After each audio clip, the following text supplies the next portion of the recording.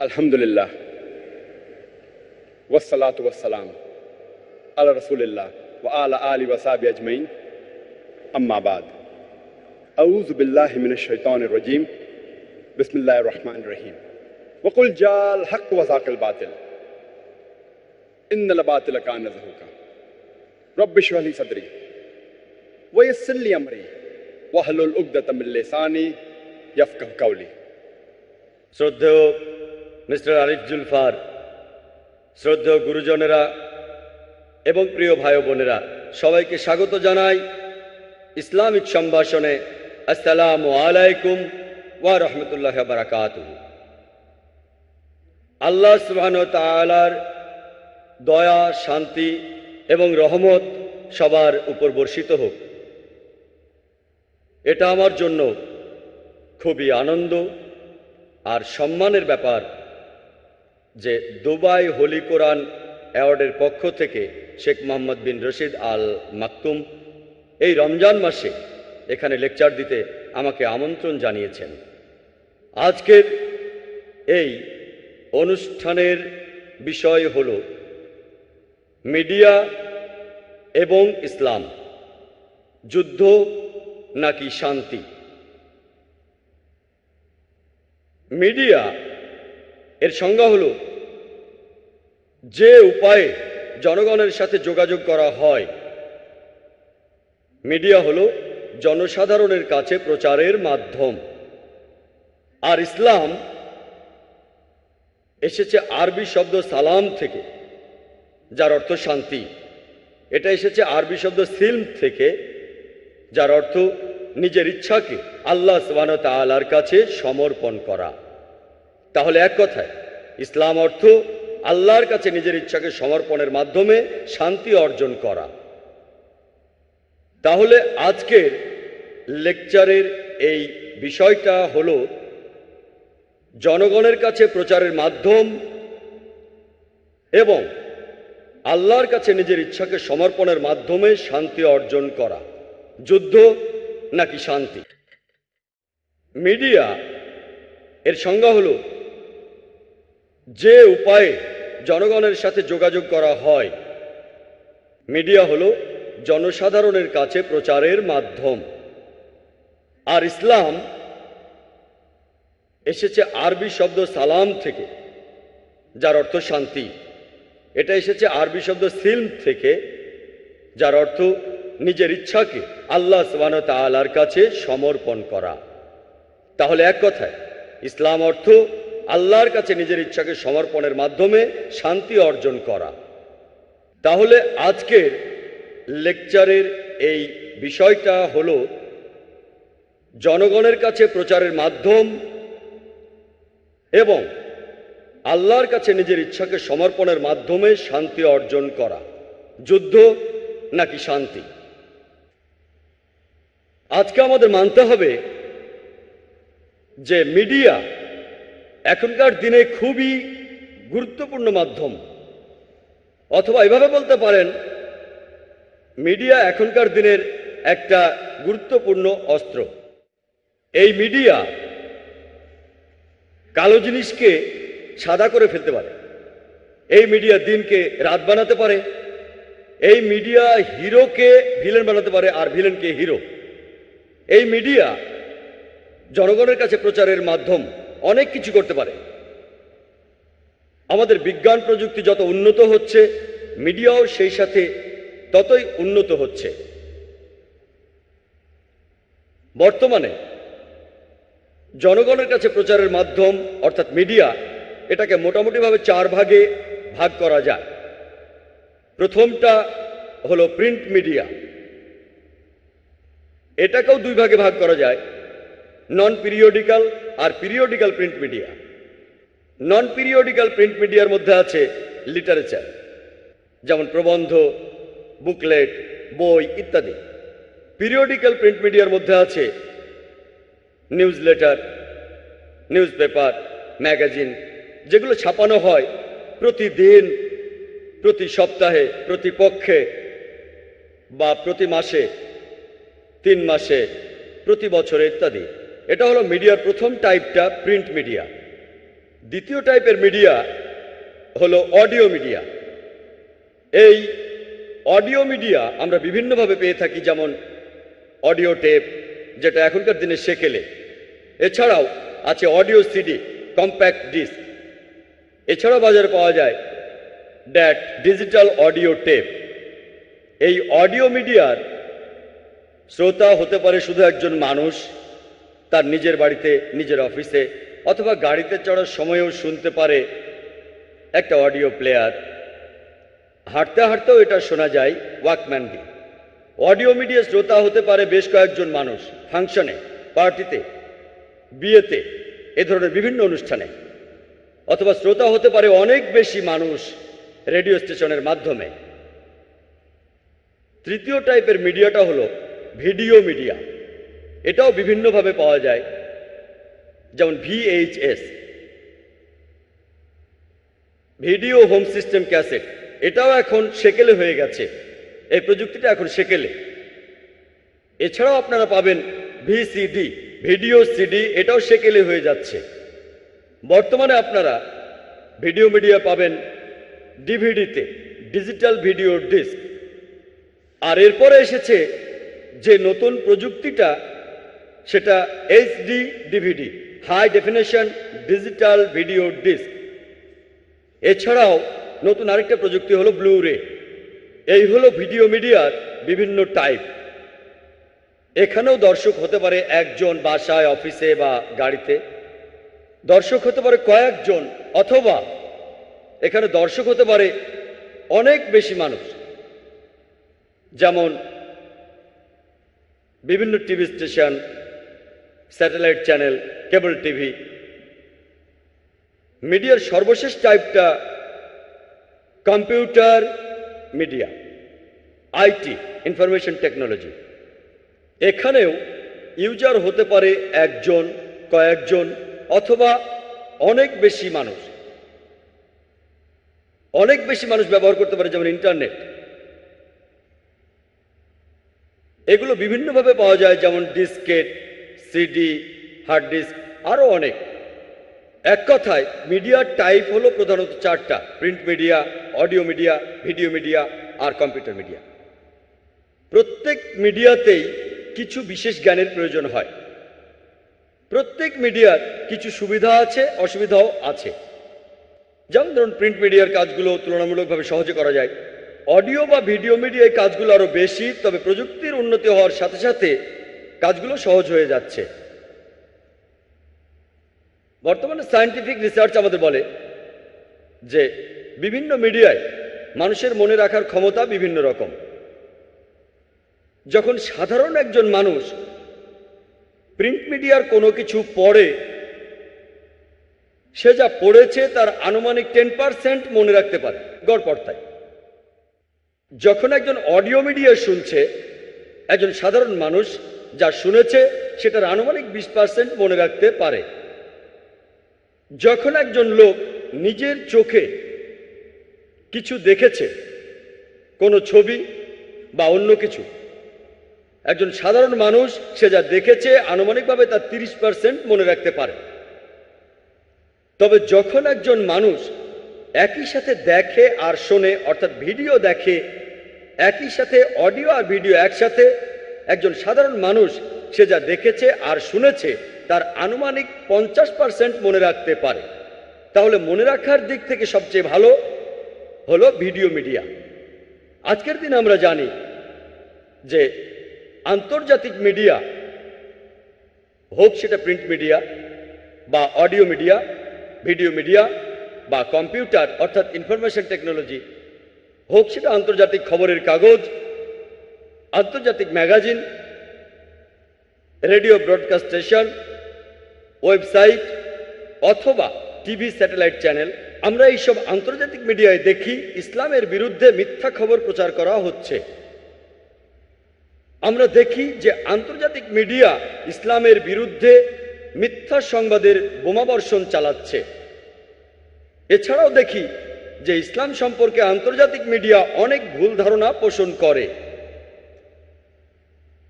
আমরা দেখি যে আন্তর্জাতিক নিউজ চ্যানেল তারা এমনটা বলছে যুদ্ধ সন্ত্রাসের বিরুদ্ধে,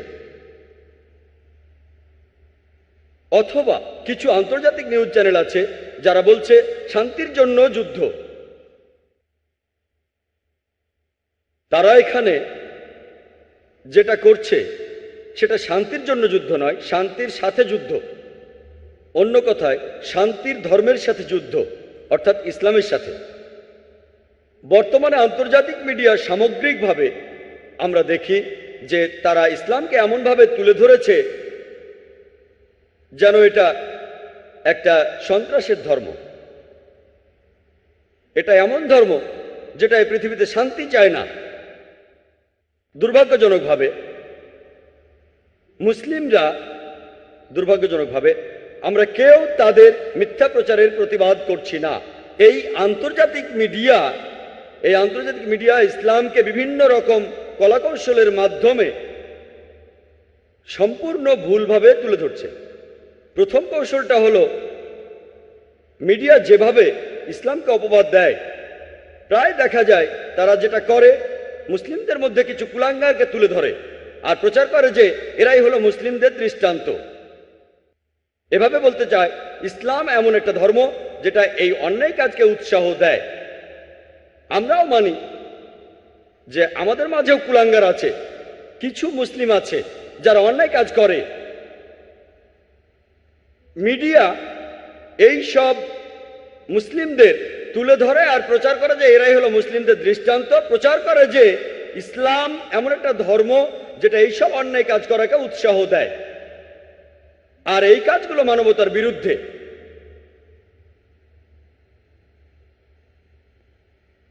আমরা সবাই কথা জানি, আন্তর্জাতিক মিডিয়া বলে যে ইসলামী মাদ্রাসাগুলো নিষিদ্ধ করে দেওয়া উচিত। কেন?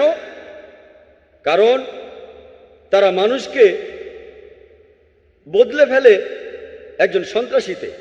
এরা এই পৃথিবীর শান্তিকে নষ্ট করে দেয়। আলহামদুলিল্লাহ, আমি এমন হাজারো লোককে চিনি যে লোকগুলো পাশ করেছে ইসলামিক মাদ্রাসা থেকে। এমন একজনকেও আমি দেখিনি যে লোকটা পৃথিবীর শান্তিতে ব্যাঘাত ঘটানোর চেষ্টা করে। তার মানে এই না যে যারা মাদ্রাসা থেকে পাশ করে বের হয় তারা কোনো অন্যায় কাজ করে না। এমন কিছু লোক থাকতে পারে, এরা সব মিলিয়ে 1% হবে না। কিন্তু মিডিয়া প্রচার করে যে এই কুলাঙ্গাররাই হলো মুসলিমদের দৃষ্টান্ত। আর যে লোকটা কোনো ইসলামিক মাদ্রাসা থেকে পাশ করেছে সে এই পৃথিবীর শান্তিতে ব্যাঘাত ঘটাতে চায়। ইতিহাস আমাদেরকে এই কথা বলে, পৃথিবীতে যে লোকটা মানব জাতির ইতিহাসে সবচেয়ে বেশি সংখ্যক মানুষকে হত্যা করেছে সে কে? কে সেই লোক যে পৃথিবীতে সবচেয়ে বেশি মানুষকে হত্যা করেছে? সে লোকটা কে? কে সেই লোক? হিটলার। এজন্য অবশ্য কোনো পুরস্কার পাবেন না, এটা সবাই জানে। হিটলার কোন মাদ্রাসা থেকে পাশ করেছিলেন? হিটলার কোন মাদ্রাসায় গ্র্যাজুয়েশন নিয়েছিলেন?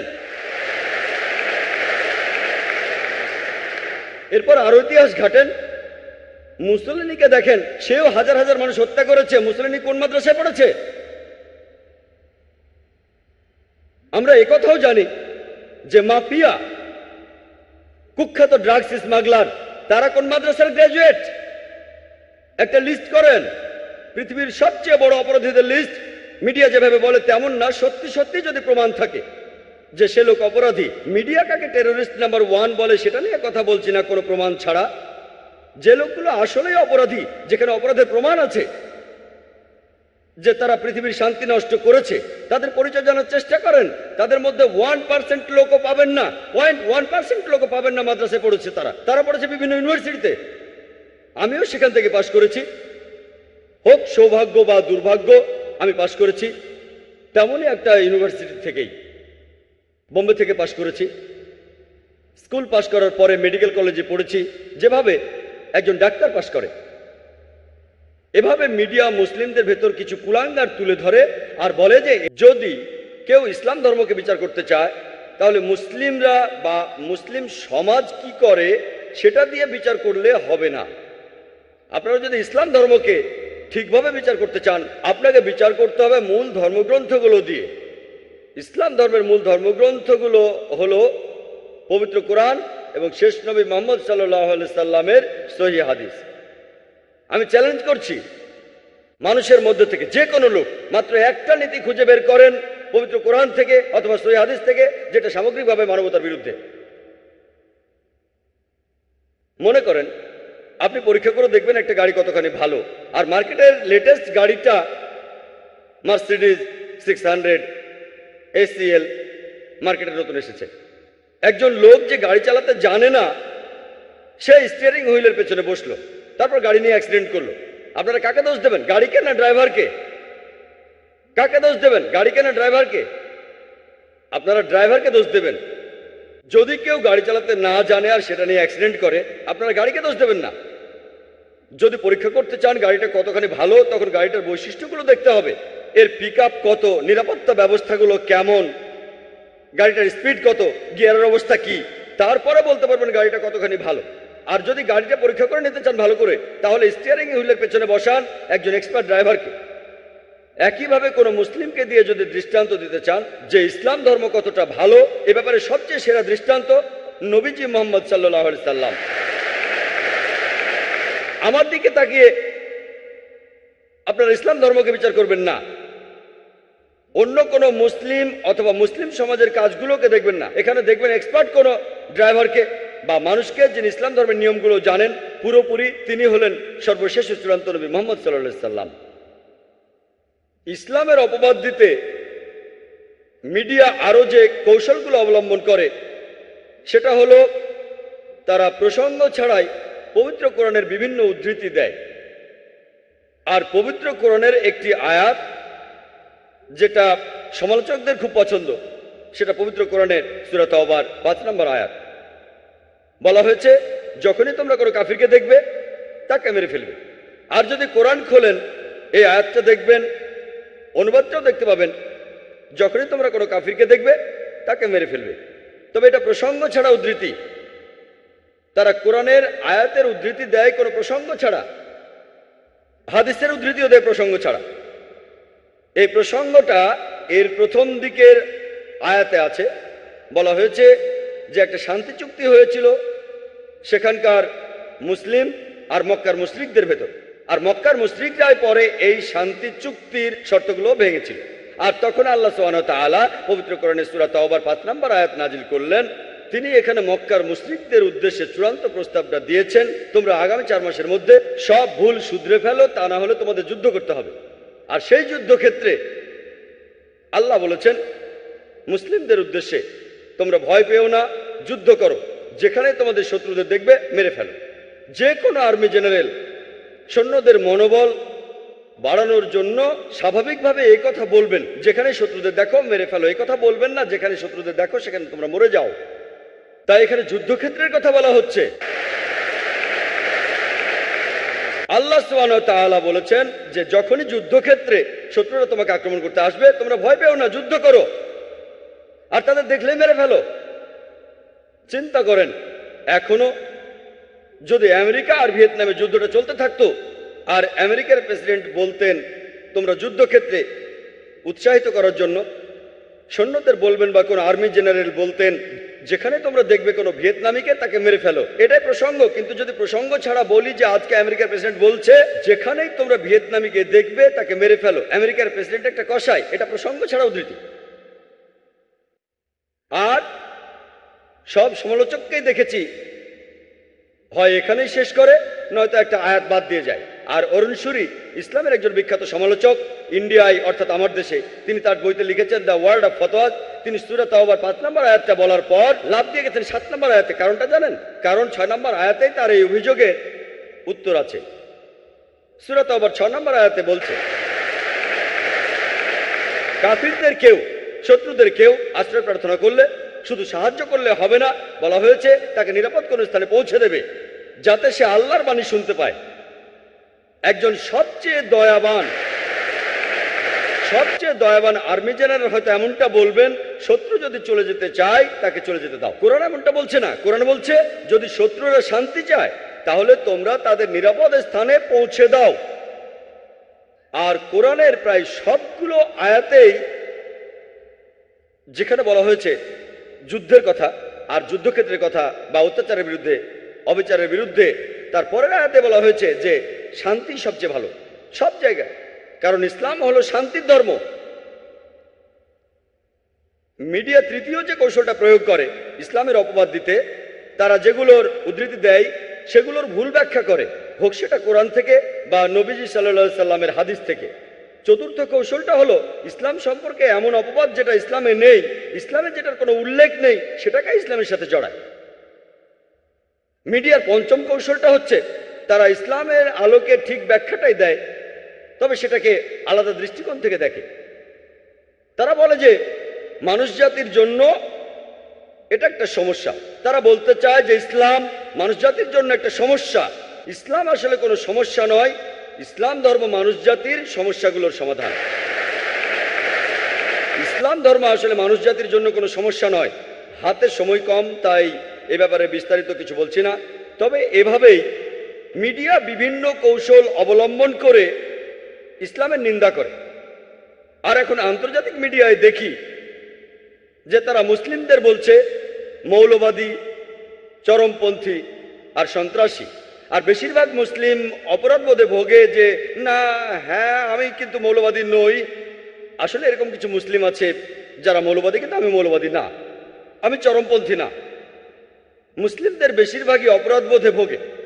এখানে আমরাও উত্তর দিতে পারি, মুসলিমরা তারা হবে দায়ী। ইসলামের বাণী অন্যের কাছে পৌঁছে দেওয়া প্রত্যেক মুসলিমের জন্য আবশ্যক। পবিত্র কোরআনের সূরা ইমরানের 110 নম্বর আয়াতে উল্লেখ করা হয়েছে, কুনতুম খায়রা উম্মাতিন উখরিজাত লিন-নাস, তোমরাই শ্রেষ্ঠ উম্মত, মানুষ জাতির জন্যই পৃথিবীতে তোমাদের আবির্ভাব হয়েছে। কুনতুম খায়রা উম্মাতিন উখরিজাত লিন-নাস তা'মিরুনা বিল মারুফি ওয়া তানহাউনা আনিল মুনকার ওয়া তু'মিনুনা বিল্লাহ, কারণ তোমরা সৎ কাজের নির্দেশ দাও, অসৎ কাজের নিষেধ করো এবং আল্লাহকে বিশ্বাস করো। আমাদের বলা হয়েছে খায়রা উম্মাহ, মানে শ্রেষ্ঠ উম্মত, কারণ আমরা সৎ কাজের নির্দেশ দেই, অসৎ কাজে নিষেধ করি আর আল্লাহকে বিশ্বাস করি। আমরা যদি সৎ কাজের নির্দেশ না দেই, যদি অসৎ কাজে নিষেধ না করি, তাহলে আমাদের মুসলিম বলা যাবে না, তখন আমাদের বলা যাবে না খায়রা উম্মাহ। মুসলিম হিসেবে আমাদের গর্ববোধ করা উচিত। এখন আমাদের টেবিলটা উল্টে দিতে হবে। আমার মনে আছে যখন মার্শাল আর্ট শিখতাম আমার তরুণ বয়সে, কোনো তরুণী আছি মাশাআল্লাহ, তখন আমি স্কুলে পড়তাম। আমরা তখন শিখতাম মার্শাল আর্টের, হোক সেটা জুডো বা জুজুৎসু, সেখানে প্রতিপক্ষের নিজের শক্তি দিয়েই তাকে ঘায়েল করা হতো, বাধা দিয়ে নয়। কেউ আমাকে ধাক্কা দিচ্ছে, সে সাইজে অনেক বড় আর আমাকে তো দেখতেই পাচ্ছেন হালকা পাতলা, তারপরেও আমি সামনে কোনো পোডিয়াম রাখি না। এটাও মিডিয়ার একটা কৌশল, এভাবে তারা শরীরটাকে ঢেকে রাখে। আমি চাই আমার বডি ল্যাঙ্গুয়েজ সবাই দেখেন। তাহলে খুব বড় সড়ো কোনো একজন লোক যদি আমাকে ধাক্কা দেয়, তাকে বাধা না দিয়ে ওই ধাক্কাকে কাজে লাগিয়ে তাকে ফেলে দিতে হবে। আর যত বড় সাইজ তত সহজে ফেলা যাবে।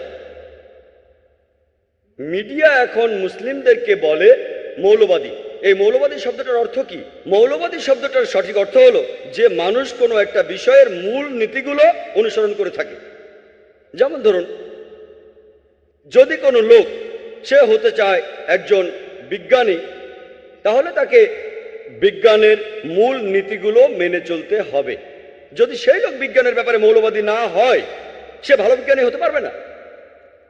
যদি একজন লোক ভালো গণিতজ্ঞ হতে চান, তাহলে তাকে গণিতের মূলনীতিগুলো অনুসরণ করতে হবে।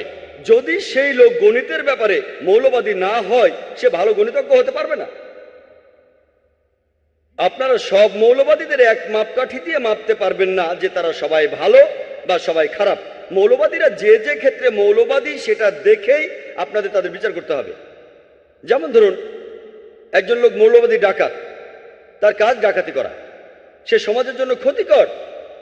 আর অন্যদিকে একজন লোক মৌলবাদী ডাক্তার, যে লোক হাজারো মানুষের জীবন বাঁচায়, সে সমাজের জন্য উপকারী। সব মৌলবাদীকেই এক মাপকাঠিতে মাপতে পারবেন না।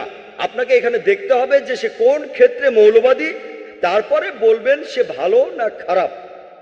আমি আমার নিজের কথা বলতে পারি, আমি একজন মৌলবাদী মুসলিম, আর আমি মৌলবাদী হিসেবে নিজে গর্বিত, কারণ আমি ইসলামের মূল নীতিগুলো সব সময় অনুসরণ করার চেষ্টা করি। আর আমি জানি ইসলাম ধর্মে এমন একটা মূল নীতিও নেই যেটা সামগ্রিকভাবে মানবতার বিরুদ্ধে যায়। ইসলাম ধর্মের কিছু মূলনীতি আছে যেগুলোকে অমুসলিমরা মনে করে সেগুলো মানবতার বিরুদ্ধে, কিন্তু আপনি যদি সেই নীতিগুলো ব্যাখ্যা করে বুঝিয়ে বলেন আর বিভিন্ন পরিসংখ্যান বলেন, এমন একজন নিরপেক্ষ লোকও পাবেন না যে লোক ইসলাম ধর্মের মাত্র একটা মূলনীতি খুঁজে বের করবে যেটা সামগ্রিকভাবে মানবতার বিরুদ্ধে যায়। সেজন্য আমি একজন মৌলবাদী মুসলিম হিসেবে গর্বিত। ওয়েবস্টার ডিকশনারি পড়লে সেখানে দেখতে পাবেন যে এই মৌলবাদী শব্দটা প্রথম ব্যবহার করা হয়েছিল একদল প্রোটেস্ট্যান্ট খ্রিস্টানদের বোঝাতে আমেরিকাতে, যেটা ছিল বিংশ শতাব্দীর প্রথম দিকে। এর আগে খ্রিস্টান চার্চ বিশ্বাস করত শুধুমাত্র বাইবেলের আদেশগুলো ঈশ্বর প্রদত্ত। এই প্রোটেস্ট্যান্ট খ্রিস্টানরা আমেরিকাতে বিংশ শতাব্দীর প্রথম দিকে প্রতিবাদ করেছিল যে এই বাইবেলের আদেশগুলোই শুধু নয়, বাইবেলের প্রত্যেকটা শব্দ, প্রত্যেকটা অক্ষরই এসেছে ঈশ্বরের কাছ থেকে। যদি কেউ প্রমাণ করতে পারে যে বাইবেলের কথাগুলো ঈশ্বর প্রদত্ত, এই আন্দোলনটা ভালো আন্দোলন। আর অন্যদিকে যদি কেউ প্রমাণ করতে পারে বাইবেলের কথাগুলো ঈশ্বর প্রদত্ত না, এই আন্দোলনটা ভালো আন্দোলন নয়। অক্সফোর্ড ডিকশনারি দেখেন, তাহলে দেখবেন যে অক্সফোর্ড ডিকশনারি অনুযায়ী সেখানে মৌলবাদী শব্দটার একটা সংজ্ঞা দেয়া আছে। বলা হয়েছে মৌলবাদী একজন ব্যক্তি যে কোনো ধর্মের প্রাচীন নিয়মগুলো কঠোরভাবে অনুসরণ করে। তবে আপনারা যদি অক্সফোর্ড ডিকশনারির নতুন সংস্করণটা দেখেন, সামান্য চেঞ্জ হয়েছে। বলা হয়েছে যে মৌলবাদী হলো একজন ব্যক্তি যে কোনো ধর্মের প্রাচীন নিয়মগুলো কঠোরভাবে অনুসরণ করে, বিশেষ করে ইসলাম। এই বিশেষ করে ইসলাম কথাটা এখন জুড়ে দেওয়া হয়েছে। যখনই আপনি মৌলবাদী শব্দটা শুনবেন, আপনি কোনো মুসলিমের কথা ভাববেন, সে চরমপন্থী, সে সন্ত্রাসী। মিডিয়া বলে যে মুসলিমরা চরমপন্থী, আমি বলবো হ্যাঁ, আমি চরমপন্থী। আমি চরমভাবে দয়ালু, চরমভাবে ক্ষমাশীল, আমি চরমভাবে সৎ, চরমভাবে ন্যায়বান। এতে অসুবিধা কি যদি আমি হই চরম দয়ালু, চরম ক্ষমাশীল, চরম ন্যায়বান, চরম সৎ? সমস্যাটা কোথায়? এমনটা কি কেউ আমাকে বলতে পারবেন যে চরমভাবে সৎ হওয়াটা খারাপ? এমনটা কি কেউ আমাকে বলতে পারবেন যে চরমভাবে ন্যায়বান হওয়াটা খারাপ? কোরআন বলছে তোমরা চরম ন্যায়বান হও। আমরা তো আংশিকভাবে সৎ হব না যে এই লোক আমার বন্ধু, এখানে সৎ থাকবো, ও আমার শত্রু, ওখানে সৎ থাকবো না। পবিত্র কোরআনে সূরা বাকারা 208 নম্বর আয়াতে উল্লেখ করা হয়েছে, উদখুলু ফিস সিলমি কাফা, ইসলামে প্রবেশ করো সর্বাত্মকভাবে। তাহলে চরমপন্থী হলে সমস্যা কোথায়? তবে আমাদের চরমপন্থী হতে হবে সঠিক পথে। আমরা অন্যায় বা ভুল পথে চরমপন্থী হব না, আমরা দয়া মায়াহীন হব না, আমরা নিষ্ঠুর হব না, তবে আমরা চরমপন্থী হব সঠিক পথে। পবিত্র কোরআন সে কথাই বলছে। দুর্ভাগ্যজনকভাবে আমরা এখানে বলি না আমি চরমপন্থী নই, আমি মৌলবাদী নই। এই টেবিলটা আমাদের ঘুরিয়ে দেন। মুসলিমদের এখন বলা হয় সন্ত্রাসী। আমি বলি সব মুসলিমেরই সন্ত্রাসী হওয়া উচিত। সন্ত্রাসী শব্দটার অর্থ কি? সন্ত্রাসী শব্দটার অর্থ হলো যে লোক ত্রাস ছড়িয়ে দেয়। যখন একজন ডাকাত পুলিশকে দেখে সে ভয় পেয়ে যায়, তাহলে এই ডাকাতের জন্য সেই পুলিশ সন্ত্রাসী। আর একইভাবে দেখবেন যখনই একজন ডাকাত বা ধর্ষণকারী বা সমাজের শত্রু লোকেরা কোনো মুসলিমকে দেখবে সে ভয় পেয়ে যাবে। আমরা সমাজের শত্রুদের সন্ত্রস্ত করে রাখবো। আর পবিত্র কোরআনে বলা আছে, সূরা আনফালের 60 নম্বর আয়াতে উল্লেখ করা হয়েছে, যারা সমাজের শত্রু তাদের মনে ভীতি সঞ্চার করো। আমি জানি এখনকার দিনে সন্ত্রাস শব্দটা দিয়ে বোঝানো হয় এমন কাজ যেটা সাধারণ মানুষকে সন্ত্রস্ত করে। এই দৃষ্টিকোণ থেকে কোনো মুসলিমও কখনোই কোনো নিরীহ মানুষের উপরে কোনো সন্ত্রাস চালাবে না। একজন মুসলিম এখানে বেছে বেছে সমাজের শত্রুদের সাথে এটা করতে পারেন। এখানে বেছে বেছে চোর, ডাকাত, ধর্ষক, যখনই সমাজবিরোধী লোকেরা কোনো মুসলিমকে দেখে তখনই তারা ভয় পাবে, আর তখনই এই পৃথিবীতে আমরা শান্তি পাব। প্রায় দেখা যায় একটা মানুষের একটা কাজকে দুটো আলাদা আলাদা লেভেল দেয়া হয়। 60-70 বছর আগে, ইন্ডিয়ার স্বাধীনতা পাওয়ার আগে আমার দেশ ইন্ডিয়া ব্রিটিশরা তখন শাসন করত। অনেক ইন্ডিয়ানই ছিল তখন, তারা ইন্ডিয়ার স্বাধীনতার জন্য যুদ্ধ করত। এই লোকগুলোকে ব্রিটিশ সরকার তখন বলতো সন্ত্রাসী। কিন্তু সাধারণ ইন্ডিয়ানরা আমরা তাদের বলি ফ্রিডম ফাইটার, দেশপ্রেমিক। একই লোক, একই কাজ, কিন্তু আলাদা দুটো লেভেল। আপনারা যদি ব্রিটিশ সরকারের সাথে একমত হন যে ইন্ডিয়াকে শাসন করার অধিকার তাদের আছে, তাহলে আপনি ওই লোকগুলোকে বলবেন সন্ত্রাসী। কিন্তু আপনি যদি সাধারণ ইন্ডিয়ানদের সাথে একমত হন যে ব্রিটিশরা ইন্ডিয়াতে এসেছে ব্যবসা করার জন্য, আমাদের শাসন করার অধিকার তাদের নেই, তাহলে আপনি এই লোকগুলোকে বলবেন দেশপ্রেমিক, ফ্রিডম ফাইটার। একই লোক, একই কাজ, কিন্তু দুটো আলাদা লেভেল। আর এরকম উদাহরণ আপনারা পৃথিবীর ইতিহাসে অনেক খুঁজে পাবেন। একজন দায়ী বুঝবেন এমন অনেক দৃষ্টান্ত থাকলে যে কোনটা কোথায় ব্যবহার করতে হবে, যাতে করে লোকেরা বুঝতে পারে। কারণ সূরা ইমরানের 64 নম্বর আয়াতে উল্লেখ করা হয়েছে, তাআলাউ ইলা কালিমাতিন সাওয়াইন বাইনা বাইনাকুম। এসো সেই কথায় যাহা তোমাদের এবং আমাদের মধ্যে এক। যখন ইন্ডিয়ানরা মুসলিমদের সন্ত্রাসী বলে অভিহিত করে, তখন আমি এই ব্যাখ্যাটা দেই, তখন তারা ভালোভাবেই বুঝতে পারে। 2 মাস আগে আমি ইংল্যান্ডে ছিলাম, সেই বোম ব্লাস্টের পরে, 7 জুলাইয়ের পরে। একটা কনফারেন্সে আমি লেকচার দিয়েছিলাম। টনি ব্লেয়ার সেখানে আসার কথা ছিল, কিন্তু তিনি শেষে আসতে পারেন নাই। তবে চিফ অফ পুলিশ সেখানে ছিলেন, মেয়রও ছিলেন। সেখানেও আমি উদাহরণ দিয়েছি, তবে সেটা ছিল অন্যরকম। বলেছিলাম, অষ্টাদশ শতাব্দীর শেষ দিকে আমেরিকায় স্বাধীনতা যুদ্ধ হচ্ছিল। তখন ব্রিটিশরা আমেরিকা শাসন করত। অনেক আমেরিকানই স্বাধীনতার জন্য যুদ্ধ করছিল। 1776 সালে তারা স্বাধীনতা লাভ করে। আর তখনকার উচ্চপদস্থ নেতা Benjamin Franklin, George Washington, British সরকার তখন তাদের বলতো 1 নম্বর সন্ত্রাসী। যে লোক ছিল 1 নম্বর সন্ত্রাসী, জর্জ ওয়াশিংটন, পরবর্তীতে তিনিই হলেন ইউএস এর প্রেসিডেন্ট। চিন্তা করেন, সন্ত্রাসী 1 নম্বর, পরে হলেন আমেরিকার প্রেসিডেন্ট। আর তিনি হলেন আমেরিকার প্রথম প্রেসিডেন্ট যাকে সবাই শ্রদ্ধা করেন, এমনকি জর্জ বুশও।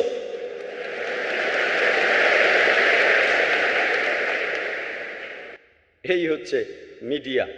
1 নম্বর সন্ত্রাসী, পরে হলো একটা দেশের প্রেসিডেন্ট, যে দেশ খুবই উন্নত, ইউএসএ। ইউএসএ হচ্ছে পৃথিবীর সবচেয়ে উন্নত একটা দেশ। আর সে দেশের প্রথম প্রেসিডেন্ট কে ছিলেন? একজন সন্ত্রাসী। এছাড়া বলতে পারি নেলসন ম্যান্ডেলার কথা। বর্তমান দক্ষিণ আফ্রিকার আগে দক্ষিণ আফ্রিকার ক্ষমতায় ছিল শ্বেতাঙ্গ বর্ণবাদী সরকার। নেলসন ম্যান্ডেলাকে এই শ্বেতাঙ্গ বর্ণবাদী সরকার আটকে রেখেছিল 25 বছর রোবেন আইল্যান্ডে, আর তাকে বলা হতো 1 নম্বর সন্ত্রাসী। পরবর্তীতে যখন দক্ষিণ আফ্রিকা বর্ণবাদী সরকারের হাত থেকে মুক্ত হলো, তখন দক্ষিণ আফ্রিকার প্রেসিডেন্ট হলেন ম্যান্ডেলা। এরপরে নেলসন ম্যান্ডেলা শান্তিতে নোবেল পুরস্কার পেলেন। আর তিনি নতুন কোনো কাজের জন্য এই শান্তি পুরস্কারটা পাননি। এমন না যে আগে তিনি সন্ত্রাসী ছিলেন, তারপর ভালো হয়ে গেছেন, একটা খারাপ লোক ভালো হয়ে গেল, এরকম না। সেই একই কাজ যেটার জন্য তাকে সন্ত্রাসী বলা হয়েছে, কয়েক বছর পরে সেটার জন্য তিনি শান্তিতে নোবেল পেলেন। এটা খুবই অদ্ভুত। একই কাজ, যে কারণে তিনি 25 বছর জেলখানায় ছিলেন, তাকে সন্ত্রাসী বলা হতো, সেই কাজের জন্যই তিনি শান্তিতে নোবেল পুরস্কার পেয়েছেন। আর ঠিক এইভাবেই মিডিয়া বদলে দেয়, দিনকে রাত বানায়, কালোকে সাদা বানায়, হিরোকে ভিলেন বানায়, আর ভিলেনকে বানায় হিরো। এক কথায়, যার হাতে ক্ষমতা থাকে সে তখন যা বলে সেই কথাটাই সত্যি হয়ে যায়। আমরা জানি যে হিটলার যখন ইউরোপে আক্রমণ করেছিল, অনেক দেশ বাধা দিয়েছে, এমনকি ফ্রান্সও বাধা দিয়েছিল। সেই ফরাসি লোকদের তখন জার্মান সৈন্যরা বলতো সন্ত্রাসী। আর এইভাবেই মিডিয়া খবর তুলে ধরে। দুর্ভাগ্যজনকভাবে মুসলিমরা, দুর্ভাগ্যজনকভাবে আমরা অনেক পেছনে পড়ে আছি। আমাদের জানতে হবে কিভাবে টেবিলটা উল্টে দেওয়া যায়।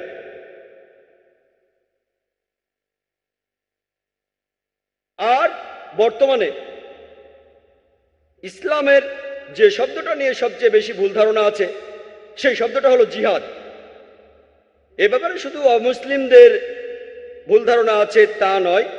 এই জিহাদ শব্দটা নিয়ে এমনকি মুসলিমদের মধ্যেও অনেকে ভুল ধারণা পোষণ করে। অনেক লোকই ভাবে যে কোনো যুদ্ধ যদি মুসলিমরা করে থাকে, যে কোনো কারণে হোক, সেটা ক্ষমতার জন্য হোক, নিজস্ব লাভের জন্য হোক, সেটা টাকার জন্য, সেটাই হচ্ছে জিহাদ। মুসলিমরা যে যুদ্ধে অংশগ্রহণ করে, হোক সেটা ক্ষমতার জন্য, নিজস্ব লাভের জন্য বা টাকার জন্য, সেগুলো জিহাদ নয়। জিহাদ একটা আরবি শব্দটা এসেছে জাহাদা থেকে, যার অর্থ চেষ্টা করা, যার অর্থ সংগ্রাম করা। ইসলাম ধর্মে শব্দটার অর্থ নিজের বিভিন্ন অন্যায় আকাঙ্ক্ষার বিরুদ্ধে চেষ্টা আর সংগ্রাম করে যাওয়া। এর অর্থ সমাজের উন্নতির জন্য চেষ্টা আর সংগ্রাম করে যাওয়া। এর অর্থ যুদ্ধক্ষেত্রে আত্মরক্ষার জন্য চেষ্টা আর সংগ্রাম করে যাওয়া। আরেকটা অর্থ অন্যায় অত্যাচারের বিরুদ্ধে চেষ্টা আর সংগ্রাম করা। জিহাদ শব্দের অর্থ চেষ্টা আর সংগ্রাম করা। যদি কোনো ছাত্র পরীক্ষায় পাশ করার জন্য চেষ্টা আর সংগ্রাম করে যায়, তার অর্থ সে জিহাদ করছে। তাহলে জিহাদের অর্থ চেষ্টা আর সংগ্রাম করা। অনেক অমুসলিম আছেন, তারা জিহাদের অনুবাদ করেন, বাংলায় বলেন পবিত্র যুদ্ধ। দুর্ভাগ্যজনকভাবে অনেক তথাকথিত মুসলিম বিশেষজ্ঞ এমনকি তারাও বলে থাকেন জিহাদ হলো পবিত্র যুদ্ধ। পবিত্র যুদ্ধের আরবি, যদি আপনি পবিত্র যুদ্ধ শব্দটার আরবি করেন, সেটা হারবুম মুকাদ্দাসা। এই হারবুম মুকাদ্দাসা শব্দটা পবিত্র কোরআনের কোথাও উল্লেখ করা নেই। এই শব্দটা নবীজি সাল্লাল্লাহু আলাইহি সাল্লামের কোন সহিহ হাদিসে উল্লেখ করা হয়নি। এই পবিত্র যুদ্ধ শব্দটা প্রথম ব্যবহার করা হয়েছিল ক্রুসেডারদের বোঝাতে। যখন এই ক্রুসেডাররা খ্রিস্টান ধর্মের নামে হাজারো নিরীহ মানুষ হত্যা করত, তখন তারাই এর নাম দিয়েছিল পবিত্র যুদ্ধ। এখন এই শব্দটা ব্যবহার করছে মুসলিমদের উদ্দেশ্যে। তাহলে এই হলো মিডিয়া। প্রথমে তারা মৌলবাদী বলে বোঝাতো খ্রিস্টানদের, এখন বলে মুসলিমদের। পবিত্র যুদ্ধ বোঝানো হতো খ্রিস্টানদের ক্রুসেডকে, এখন বোঝায় মুসলিমদের যে জিহাদ মানে পবিত্র যুদ্ধ। জিহাদ শব্দের অর্থ চেষ্টা আর সংগ্রাম করা। প্রত্যেক মুসলিমেরই দায়ী হওয়া উচিত। আমাদের নবীজি বলেছেন, সহিহ বুখারীতে উল্লেখ করা হয়েছে, বাল্লিগু আন্নী ওয়ালাউ আয়া, প্রচার করো যদি একটি মাত্র আয়াত জানো। হয়তো বলবেন না, আমি যেদিন শেখ আহমেদ দিদাতের মতো হব সেদিনই দাওয়া শুরু করব, সে সময় আপনার কখনো আসবে না। যদি আপনি ইসলাম সম্পর্কে মাত্র একটা আয়াত জানেন, যদি সেটা সঠিকভাবে জানেন, আপনি তাহলে ইসলাম প্রচার করবেন। প্রত্যেক মুসলিমের দায়ী হওয়া উচিত। আমরা আসলে আল্লাহ সুবহানাহু ওয়া তাআলার নির্দেশ মেনে চলছি না, আর এ কারণেই আমরা পিছিয়ে আছি। আল্লাহ বলেছেন তিনি তাদের সাহায্য করবেন না যারা নিজেদের সাহায্য করে না। এখানে তো আমাদের, এদের আমাদের।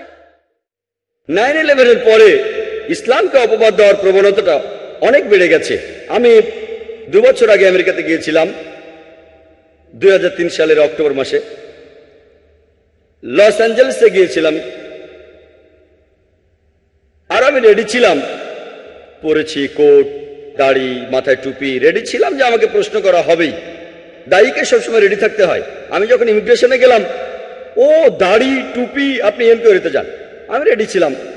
তারা বলল, আপনি কেন এসেছেন? বললাম, একটা পুরস্কার নিতে। পুরস্কার কিসের জন্য? বললাম, মানবতার জন্য পুরস্কার। লস অ্যাঞ্জেলেসে একটা সংস্থা ছিল আমেরিকায়, তারা আমাকে পুরস্কারটা দেবে। কেন, আপনি কি করেছেন? আমি বললাম, আমি সত্যকে ছড়িয়ে দেই। আপনাদের যিশু নিজেই বলেছেন, সত্যকে খুঁজে বেড়াও আর সত্যই তোমাকে মুক্ত করবে। আমিও এভাবে সত্যকে ছড়িয়ে দেই। আমি মিথ্যে বলিনি, আমি একজন দায়ী। আমি দ্বীনুল হককে ছড়িয়ে দেই, এটাই সত্যের ধর্ম। তারপর তারা আমাকে বিভিন্ন রকম প্রশ্ন করতে লাগলো। কাস্টমসে যাওয়ার পর আমার ব্যাগ খুললো, সেখানে আমার ভিডিও ক্যাসেট দেখলো, জিহাদ অ্যান্ড টেররিজম। তারপর প্রশ্ন করলো, আপনি কি জিহাদে বিশ্বাস করেন? বললাম, হ্যাঁ।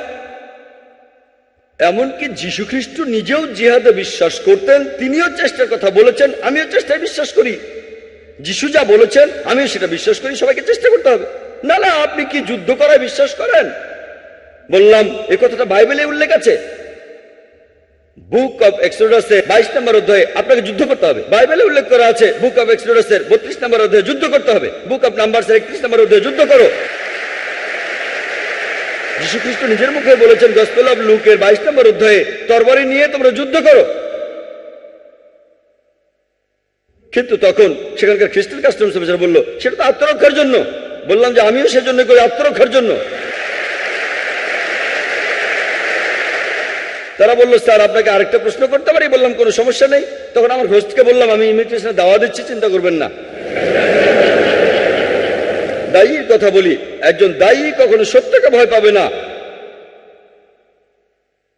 আমি লেকচারের শুরুতে সূরা ইসরার একটি আয়াত বলেছিলাম, 81 নম্বর আয়াতে উল্লেখ করা হয়েছে, وقل جاء الحق وزهق الباطل إن الباطل كان زهوقا। যখন সত্য এসে মিথ্যার সামনে দাঁড়ায়, মিথ্যা তখন বিলুপ্ত হয়, কারণ মিথ্যা তার প্রকৃতিগত কারণে বিলুপ্ত হবে।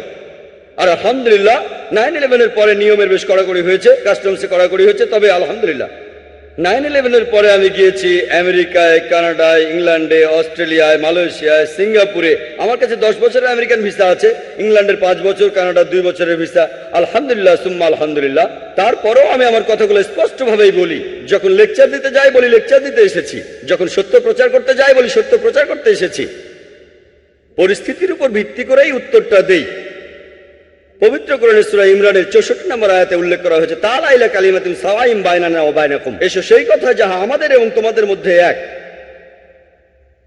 অনেকেই হয়তো ইন্ডিয়ার বর্তমান পরিস্থিতি জানেন, সেখানে দাওয়ার কাজটা খুব সহজ নয়। বিশেষ করে আমি যেখানে থাকি বোম্বে শহরে, যেসব জায়গায় দাওয়ার কাজ সবচেয়ে কঠিন আমার মতে তার একটা হলো বোম্বে। তবে রাখে আল্লাহ মারেকে, বোম্বেতেও আমি লেকচার দিয়েছি, বেদের উপরে দিয়েছি, ভগবদ গীতার উদ্ধৃতি দিয়েছি, উপনিষদের উদ্ধৃতি দিয়েছি। তবে সেখানে বলার ধরনটা অন্যরকম।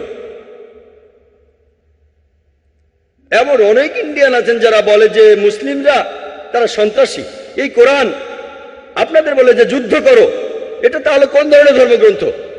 আমি বললাম, আপনারা কি মহাভারত পড়েছেন? মহাভারত হিন্দুদের পবিত্র ধর্মগ্রন্থগুলোর মধ্যে একটা। যদি বলেন যুদ্ধের কথা বলাটা খুবই খারাপ কাজ, আপনাদের মহাভারতে পবিত্র কোরআনের চাইতে অনেক বেশি যুদ্ধের কথা বলা হয়েছে। হিন্দুরা বলবে যে না না, এই যুদ্ধটা আসলে ছিল সত্যের সাথে মিথ্যের যুদ্ধ, হক আর বাতিল। আমি বলি কোরআনে কি যুদ্ধের কথা বলা হয়েছে? ও তাহলে কোরআন নিয়ে কোনো সমস্যা নেই। হিন্দুদের যে ধর্মগ্রন্থটা সবচেয়ে বেশি পড়া হয় সেটা ভগবদ গীতা। এই ভগবদ গীতায় অর্জুনকে উপদেশ দিচ্ছে কৃষ্ণ, হিন্দুদের মহান ঈশ্বর অর্জুনকে। ভগবদ গীতায় উল্লেখ করা হয়েছে 1 নম্বর অধ্যায়ের 43 থেকে 46 নম্বর অনুচ্ছেদে যে অর্জুন যুদ্ধক্ষেত্রে তার অস্ত্র মাটিতে রেখে বলল, আমি এখানে বরং নিরস্ত্র অবস্থায় মারা যাব, কিন্তু আত্মীয়দের সাথে যুদ্ধ করব না। মহাভারতে আত্মীয়দের মধ্যে একটা যুদ্ধ ঘটনা আছে, পাণ্ডবদের 5 ভাইয়ের সাথে কৌরবদের 100 ভাইয়ের মধ্যে যুদ্ধ। আর ভগবদ গীতা মহাভারতের একটা অংশ, 25টি অধ্যায়। কৃষ্ণ তখন অর্জুনকে বললেন, ভগবদ গীতার প্রথম অধ্যায় 43 থেকে 46 অনুচ্ছেদে, অর্জুন নিরস্ত্র অবস্থায় মরতে চায় কিন্তু আত্মীয়দের সাথে যুদ্ধ করবে না। এর মাত্র কয়েকটা অনুচ্ছেদ পরেই 2 নম্বর অধ্যায়ের 2 অনুচ্ছেদে শ্রীকৃষ্ণ বলছেন, হে অর্জুন, তোমার মনে এমন চিন্তা কিভাবে এলো? কিভাবে তুমি এতটা শক্তিহীন হলে? মহান ঈশ্বর শ্রীকৃষ্ণ তিনি অর্জুনকে বলছেন শক্তিহীন। তুমি তো স্বর্গে প্রবেশ করতে পারবে না। আর পুরো ভগবদ গীতাতেই সর্বশক্তিমান ঈশ্বর অর্জুনকে উপদেশ দিচ্ছেন যে তোমার আত্মীয়দের সাথে তোমাকে যুদ্ধ করতে হবে। এরপর আরো আছে ভগবদ গীতা 2 নম্বর অধ্যায়ের 31 থেকে 33 অনুচ্ছেদে, হে অর্জুন, তুমি একজন ক্ষত্রিয়, ধর্মের পক্ষ নিয়ে যুদ্ধ করা সেটা হচ্ছে তোমার দায়িত্ব। যদি যুদ্ধ না করো তাহলে পাপ হবে, যদি যুদ্ধ করো তাহলে তুমি স্বর্গে প্রবেশ করতে পারবে। আর সেই ক্ষত্রিয়রা ভাগ্যবান যারা যুদ্ধ করার সুযোগ পায়। চিন্তা করেন, যদি আমি হিন্দুদের বলি আপনাদের ঈশ্বর শ্রীকৃষ্ণ অর্জুনকে জোর করেছেন তার আত্মীয়দের হত্যা করতে, এটা ঠিক হবে না। শ্রীকৃষ্ণ যেটা করেছেন, অর্জুনকে বলেছেন যদি তোমাকে সত্যের জন্য যুদ্ধ করতে হয়, আত্মীয়দের সাথে যুদ্ধ করতে হয়, তবুও তুমি যুদ্ধ করো। আর পবিত্র কোরআনেও বলছে, সূরা নিসার 135 নম্বর আয়াতে উল্লেখ করা হয়েছে, ইয়া আইয়ুহাল্লাযিনা আমানু, হে মুমিনগণ, ন্যায় বিচারে দৃঢ় প্রতিজ্ঞ থাকবে, সাক্ষী স্বরূপ আল্লাহ সুবহানাহু ওয়া তাআলার। যদিও সেটা তোমাদের বিরুদ্ধে যায়, পিতামাতার বিরুদ্ধে যায়, আত্মীয় স্বজনের বিরুদ্ধে যায়, হোক সেটা ধনী বা গরিব, আল্লাহ উভয়েরই ঘনিষ্ঠতর। একই কথা। প্রায় দেখা যায় একটা হাদিসের কথা বলা হয় ইসলামকে অপবাদ দিয়ে। সহিহ বুখারীর একটা হাদিস, 4 নম্বর খণ্ড, সেখানে বুক অফ জিহাদের 2 নম্বর অধ্যায়ের 45 নম্বর হাদিস। আর সমালোচকরা বলে, আপনাদের নবী মুহাম্মদ সাল্লাল্লাহু আলাইহি সাল্লাম বলেছেন, যদি কোনো মুজাহিদ যুদ্ধক্ষেত্রে মারা যায় সে তাহলে বেহেশতে যাবে। যদি বেঁচে ফিরে আসে তাহলে পৃথিবীর সম্পদ পাবে। আর বিভিন্ন সমালোচক ইন্ডিয়ার যেমন অনুসরী তারা ইসলামের সমালোচনা করে এই হাদিসে উদ্ধৃতি দেয়। আমি তাদের বলি, আপনারা কি ভগবদ্গীতা পড়েননি?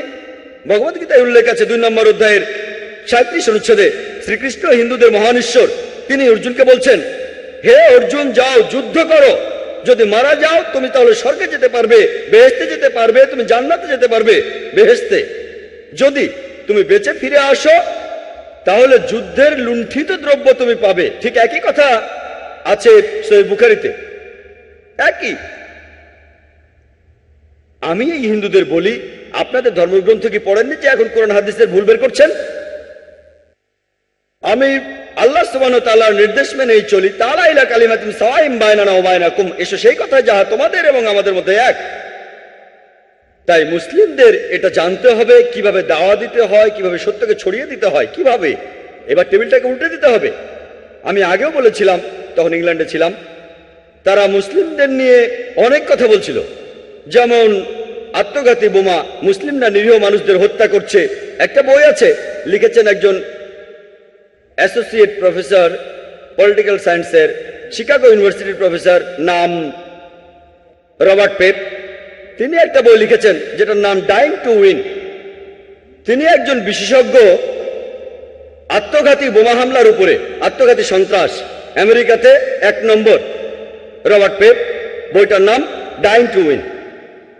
তিনি তার বইতে লিখেছেন আত্মঘাতী বোমা হামলা এটা ইসলাম ধর্মে ছিল না। যদি আপনারা ইসলামের ইতিহাস পড়েন, কোরআন হাদিস পড়েন, সেখানে আত্মঘাতী বোমা হামলার কথা নাই। একেবারে প্রথমে যারা আত্মঘাতী বোমা হামলা করেছে তারা হলো তামিল টাইগার্স। পরবর্তীতে শুরু করলো মার্ক্সবাদী আর লেনিনবাদীরা। রবার্ট পেপ লিখেছেন যে ইরাকে আমেরিকানরা আসার আগে আত্মঘাতী বোমা হামলা ছিল না, আমেরিকানরা সেখানে আসলো আর আত্মঘাতী বোমা হামলা শুরু হয়ে গেল। কে বলেছেন?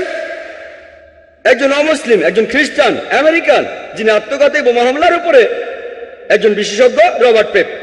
আর আমেরিকান অমুসলিমদের লেখা বই নিয়েই একটা লেকচার দেওয়া যেতে পারে। আমাদের জানতে হবে কিভাবে ধর্মকে প্রচার করতে হবে, এই সত্যের ধর্মকে। আপনারা জানেন যে ইংল্যান্ডে আয়ারের সমস্যা বেশ পুরনো না, এটাকে বলা যেতে পারে ক্যাথলিক টেররিজম, কিন্তু তারা এটাকে ক্যাথলিকদের সন্ত্রাস বলে না। কেন? কোন মুসলিম জড়িত থাকলে ইসলামিক টেররিজম, অমুসলিমের জড়িত থাকলে তারা এলাকার কথা বলে, ধর্মের কথা বলে না। কেন? আর ঠিক এইভাবেই মিডিয়া বিভিন্ন খবর তুলে ধরে আর সেটাকে ভুলভাবে প্রচার করে থাকে। এই মিডিয়া, যেমন ধরেন, যদি এটা ইন্ডিয়ার মিডিয়ায় আসে যে 50 বছরের এক আরব ইন্ডিয়ায় আসলো আর 16 বছরের একটি মেয়েকে বিয়ে করলো, হেডলাইন 50 বছরের মুসলিম আরব 16 বছরের মেয়েকে বিয়ে করেছে। কিন্তু যদি 50 বছরের কোনো অমুসলিম 6 বছরের একটি মেয়েকে রেপ করে, এটা নিয়ে ছোট্ট খবর হয়। যদিও বিয়ের সময় মেয়ের বাবা মায়ের অনুমতি নেওয়া হয়েছে, মেয়েও রাজি আছে, তাকে প্রাপ্য অধিকার দেওয়া হচ্ছে, এখানে সমস্যাটা কি? কিন্তু 50 বছরের অমুসলিম 6 বছরের মেয়েকে ধর্ষণ করলে এটা নিয়ে ছোট্ট খবর হয়। ওকলাহোমা বোম্বিং এর কথা নিশ্চয়ই শুনেছেন। মধ্যপ্রাচ্যের ষড়যন্ত্র দিনের পর দিন। যখন জানতে পারলো হামলাকারী আমেরিকান সৈনিক, খবরটা কয়েকদিন পর পেপার থেকে হারিয়ে গেল। এরকম আরো অনেক উদাহরণ দেওয়া যায় যে মিডিয়া আসলে খেলা করছে। আর এখন তারা বলে ইসলাম হলো সেই ধর্ম যেটা তরবারির জোরে ছড়ানো হয়েছে। এ ব্যাপারে খুব সুন্দর বলেছেন ডি লেসি ওলেরি তার বইতে ইসলাম অন দ্য ক্রস রোডের 8 নম্বর পৃষ্ঠায়। বলা হয়েছে ইতিহাসে এটা পরিষ্কার যে তরবারি হাতে নিয়ে মুসলিমদের ইসলাম ধর্মকে ছড়ানো আর বিভিন্ন দেশ জয় করার আজগুবি গল্পটা একটা অসাধারণ মিথ্যে ছাড়া আর কিছুই নয়, যেটা বারবার করে বলা হয়ে থাকে। ডি লেসি ওলেরি খুবই বিখ্যাত ঐতিহাসিক। তিনি বলেছেন ইতিহাসে এটা পরিষ্কার যে চরমপন্থী মুসলিমদের তরবারি হাতে নিয়ে ইসলাম ছড়ানো আর বিভিন্ন দেশ জয় করার গল্প একটা অসাধারণ মিথ্যে, যেটা বারবার বলা হয়ে থাকে। ইতিহাস আমাদের বলে যে আমরা মুসলিমরা 800 বছর স্পেনে রাজত্ব করেছি, আমরা আমাদের কাজ করিনি, আমরা মানুষকে দাওয়া দেইনি, পরবর্তীতে ক্রুসেডাররা আসলো, স্পেন দখল করলো, তখন একজন মুসলিমও প্রকাশ্যে আজান দিতে পারতো না। মুসলিমরা আমরা আরব দেশগুলো শাসন করেছি গত 1400 বছর ধরে। কিছুদিন ব্রিটিশরা করেছিল, কিছুদিন ফ্রেঞ্চরা শাসন করেছিল, তবে মুসলিমরা এই সময়টা বাদ দিয়ে আরব দেশগুলো শাসন করেছে গত 1400 বছর ধরে। তবু এখনো পরিসংখ্যান আমাদের বলে আরব দেশে প্রায় 1.5 কোটি মানুষ আছে যারা কপ্টিক খ্রিস্টান। কপ্টিক খ্রিস্টান মানে বংশ পরম্পরায় খ্রিস্টান। যদি আমরা চাইতাম তাহলে আরবদের সবাইকে ইসলাম গ্রহণে বাধ্য করতাম তরবারির জোরে, আমরা সেটা করিনি। এই 1.5 কোটি কপ্টিক খ্রিস্টান আরব দেশে তারাই সাক্ষ্য দিচ্ছে, তারাই শাহাদা দিচ্ছে যে ইসলাম তরবারির সাহায্যে ছড়ানো হয়নি। মুসলিমরা ইন্ডিয়া শাসন করেছে প্রায় 1000 বছর। বর্তমানে ইন্ডিয়ায় 80%-এরও বেশি মানুষ অমুসলিম। আমরা যদি চাইতাম তাহলে প্রত্যেক ইন্ডিয়ানকে তরবারি দিয়ে ইসলাম গ্রহণে বাধ্য করতাম, আমরা সেটা করিনি, ইসলাম সে অনুমতি দেয়নি। ইন্ডিয়ার এই 80% অমুসলিম সাক্ষ্য দিচ্ছে, শাহাদা দিচ্ছে যে ইসলাম তরবারির মাধ্যমে ছড়ানো হয়নি।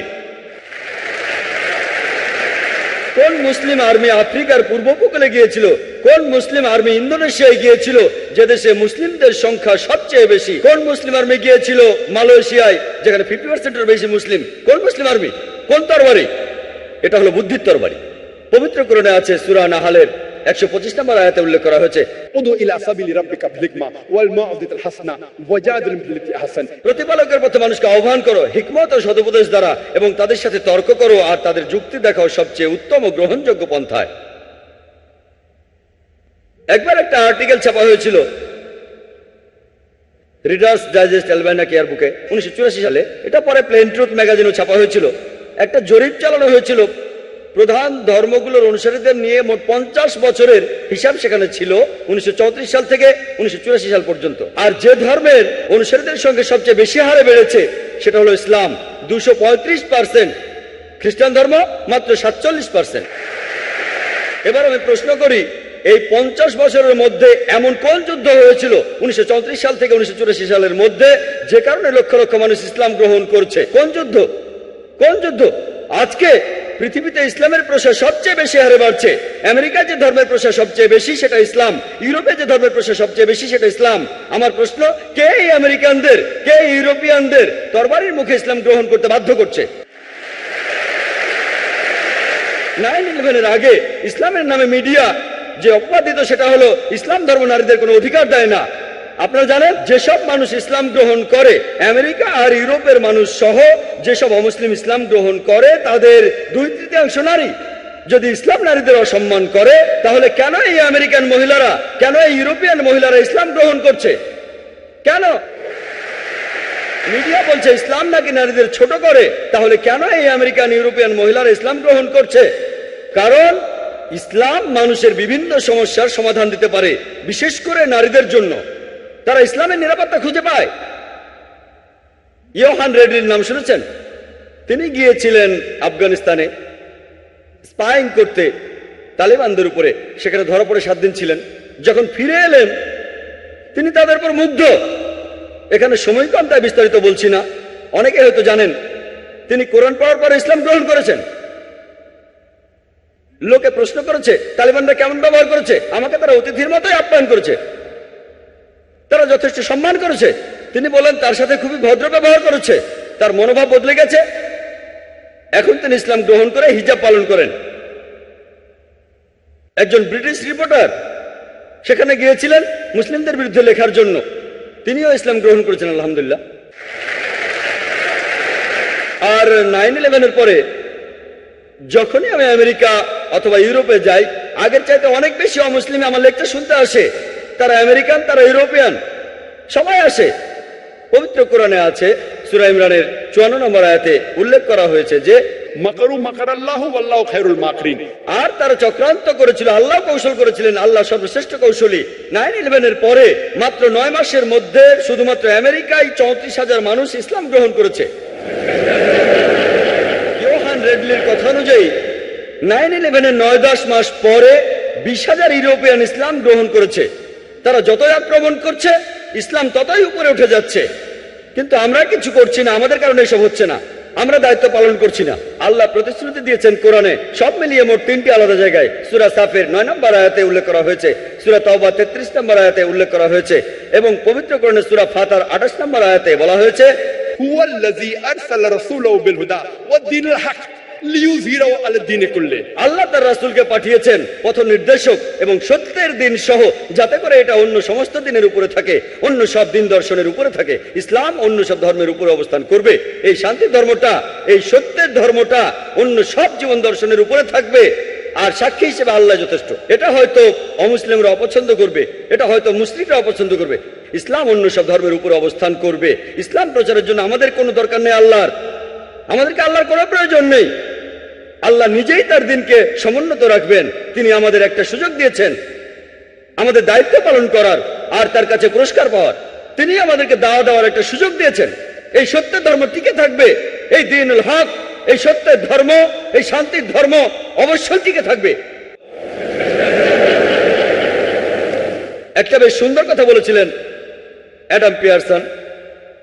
তিনি বলেছেন, যারা ভয় পায় যে একদিন পারমাণবিক বোমা হয়তোবা আরবদের হাতে চলে যাবে, তারা এটা বুঝতে পারে না যে ইসলামের আসল বোমাটা অনেক আগে পৃথিবীতে পড়ে গেছে।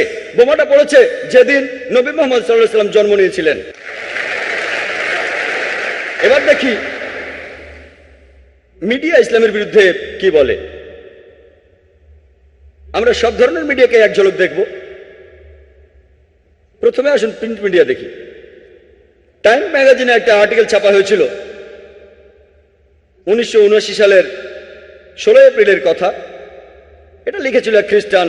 তিনি লিখেছেন যে ইসলাম ধর্মের বিরুদ্ধে গত 150 বছরে 60,000-এরও বেশি বই লেখা হয়েছে। 1800 সাল থেকে 1950 সালের মধ্যে ইসলামের বিরুদ্ধে 60,000-এরও বেশি বই লেখা হয়েছে। যদি হিসেব করেন গড়ে একটারও বেশি বই লেখা হয়েছে প্রতিদিন। প্রতিদিন একটারও বেশি বই লেখা হয়েছে ইসলামের বিরুদ্ধে, নবীজির বিরুদ্ধে। আর 9/11-এর পরে এই প্রবণতাটা আরো অনেক বেড়ে গেছে। ইসলামের বিরুদ্ধে এখন প্রতিদিন অনেক বই লেখা হচ্ছে। আর মুসলিমরা আমরা কি করছি? খ্রিস্টান মিশনারিরা তারা ধর্মকে ছড়াচ্ছে, তাদের দায়িত্ব পালন করছে, তারা ছাপাচ্ছে বিভিন্ন লিটারেচার আর সেগুলো বিলি করছে। আমাদের এখানেও একটা স্যাম্পল আছে। এই যে প্রশ্ন করেছিলাম এক আরব শেখকে প্লেনে যাওয়ার সময় যে এটা কি, তিনি বললেন আল্লাহ মুহাম্মদ। কিন্তু যদি একটু খেয়াল করে পড়েন, এটা আল্লাহ মুহাম্মদ না, এটা হলো আসলে আল্লাহ মুহাব্বা, যার অর্থ ঈশ্বরী প্রেম। এটা আসলে বাইবেলের একটা উদ্ধৃতি। ফার্স্ট এপিস্টল অফ জন 4 নম্বর অধ্যায়ের 16 অনুচ্ছেদ। ঈশ্বরী প্রেম। তারপর বলা হয়েছে যে প্রেম নিয়ে বসবাস করে সে ঈশ্বরের সাথে থাকে, ঈশ্বর তার ভেতরে থাকেন। বাইবেলের একটা অনুচ্ছেদ। এটা যদি মুসলিমদের দেই, বেশিরভাগ মুসলিম কি করবে? চুমু দিয়ে পকেটে রেখে দেবে। যখনই তারা আরবি দেখে, আল্লাহর কালাম, পকেটে চলে যায়। ইন্ডিয়া, পাকিস্তান বা অন্যান্য অনারব দেশের মুসলিমরা যদি আরবিতে লেখা কিছু দেখে, তখন সেটাকে চুমু খেয়ে পকেটে রেখে দেয়, যেন সেটা আল্লাহর কালাম, আসলে ঘরের ভিতরে সাপ। এমন অনেক পোস্টার আছে, এখানে সবগুলোর ব্যাপারে বলছি না। যখন তারা পড়ে ও রাব্বানা, যখন রাব্বানা শব্দটা দেখলেন তারপরে থাকবে আতিনা ফিদ দুনিয়া হাসানাতাও, আমরা অভ্যস্ত। এটা কিন্তু রাব্বানা নয়, এটা আব্বানা, এটা পিতা যিনি স্বর্গে থাকেন, তার রাজ্য পৃথিবীতে প্রতিষ্ঠিত হবে। এটা বাইবেলের একটা অনুচ্ছেদ। তারা এগুলো মুসলিমদের মাঝে বিলি করে, আর আমরা খুব রংচঙে, এটা তো ফটোকপি 4 কালারের ছাপানো, খুব সুন্দর, সেটা নিয়ে বাড়ি চলে যাবেন। এভাবেই প্রতারিত হচ্ছেন। তারা প্রতারণার মাধ্যমে আমাদের ঘরে ঢুকছে। আমি একটা লেকচার দিয়েছিলাম খ্রিস্টান ধর্ম প্রচারকদের প্রতারণা। সময় কম, তাই এখানে বিস্তারিত বলতে পারছি না। এর প্রত্যেকটা বিষয় নিয়ে ঘন্টার পর ঘন্টা লেকচার দেওয়া যায়। আর আমি যেহেতু এমন অনেক খ্রিস্টান প্রতিষ্ঠানের সাবস্ক্রাইবার, আমি খুব সুন্দর ক্যালেন্ডার পাই। একবার একজন আলেম আমার বাসায় আসলেন যিনি আরবি জানেন। বললাম ক্যালেন্ডারটা কেমন? ও খুব সুন্দর ক্যালেন্ডার, আমি কি বাসায় নিয়ে যেতে পারি? বললাম নিয়ে যান। তিনি সেটাকে কয়েক সপ্তাহ রাখলেন। একদিন তাকে বললাম ক্যালেন্ডারটা আপনার কাছে কেমন লেগেছে? খুবই সুন্দর জাকির ভাই। আমি বললাম ওটা নিয়ে আসেন। সে বললো কেন? আমি বললাম ওটা নিয়ে আসেন, এবার ভালো করে পড়ে দেখেন। তখন তিনি বুঝলেন যে বাইবেলের কথা আরবিতে লেখা, খ্রিস্টানরা এখন বাইবেল লিখছে অন্যান্য ধর্মের সাথে সাদৃশ্য রেখে। আর বাইবেল পড়ে দেখেন, লেখা আছে বিসমিল্লাহির রহমানির রহিম। তারা কোরআনের আয়াত ধার করছে, তারপর সামান্য বদলে দিয়ে আরবদের হাতে তুলে দিচ্ছে। তারাও ভাবছে এটা কোরআনের অংশ, আসলে সেটা কিন্তু বাইবেল। তারা এই কৌশল অবলম্বন করছে। কিতাবুল মুকাদ্দাস, আমি আগেও বলেছি, এখানে সংক্ষেপেই বলি, আমরা মুসলিমরা কি করছি। আমি ইন্ডিয়া থেকে এসেছি, আমার দেশের জনসংখ্যা 100 কোটিরও বেশি, আর তাদের মধ্যে নিশ্চিতভাবে বলা যায় 16 কোটি থেকে 18 কোটি মানুষ হচ্ছে মুসলিম। সেখানে অনেক মুসলিম ম্যাগাজিন আছে দাওয়া দেওয়ার জন্য ইত্যাদি। ইন্ডিয়াতে এই ম্যাগাজিনের কতগুলো কপি ছাপানো হয়? কতগুলো? 4000, 5000, 8000। 1 নম্বর ইংরেজি দেওয়া ম্যাগাজিন ইসলামিক ভয়েস 15,000। আমি কয়েক বছর আগে আমেরিকায় গিয়েছিলাম, এবারের আগে আরেকবার গিয়েছিলাম, একটা সার্ভে করেছিলাম। সবচেয়ে বেশি যে ম্যাগাজিনটা চলে, দাওয়া ম্যাগাজিন বের করে ইসমা, দ্য মেসেজ, 50,000। আপনারা জানেন খ্রিস্টান ধর্মে ছোট একটা কাল্ট আছে, এদের নাম জেহোভাস উইটনেসেস। আলাদা, এরা মূলধারার খ্রিস্টান না। তারা একটা ম্যাগাজিন ছাপায় যেটার নাম হলো ওয়াচ টাওয়ার।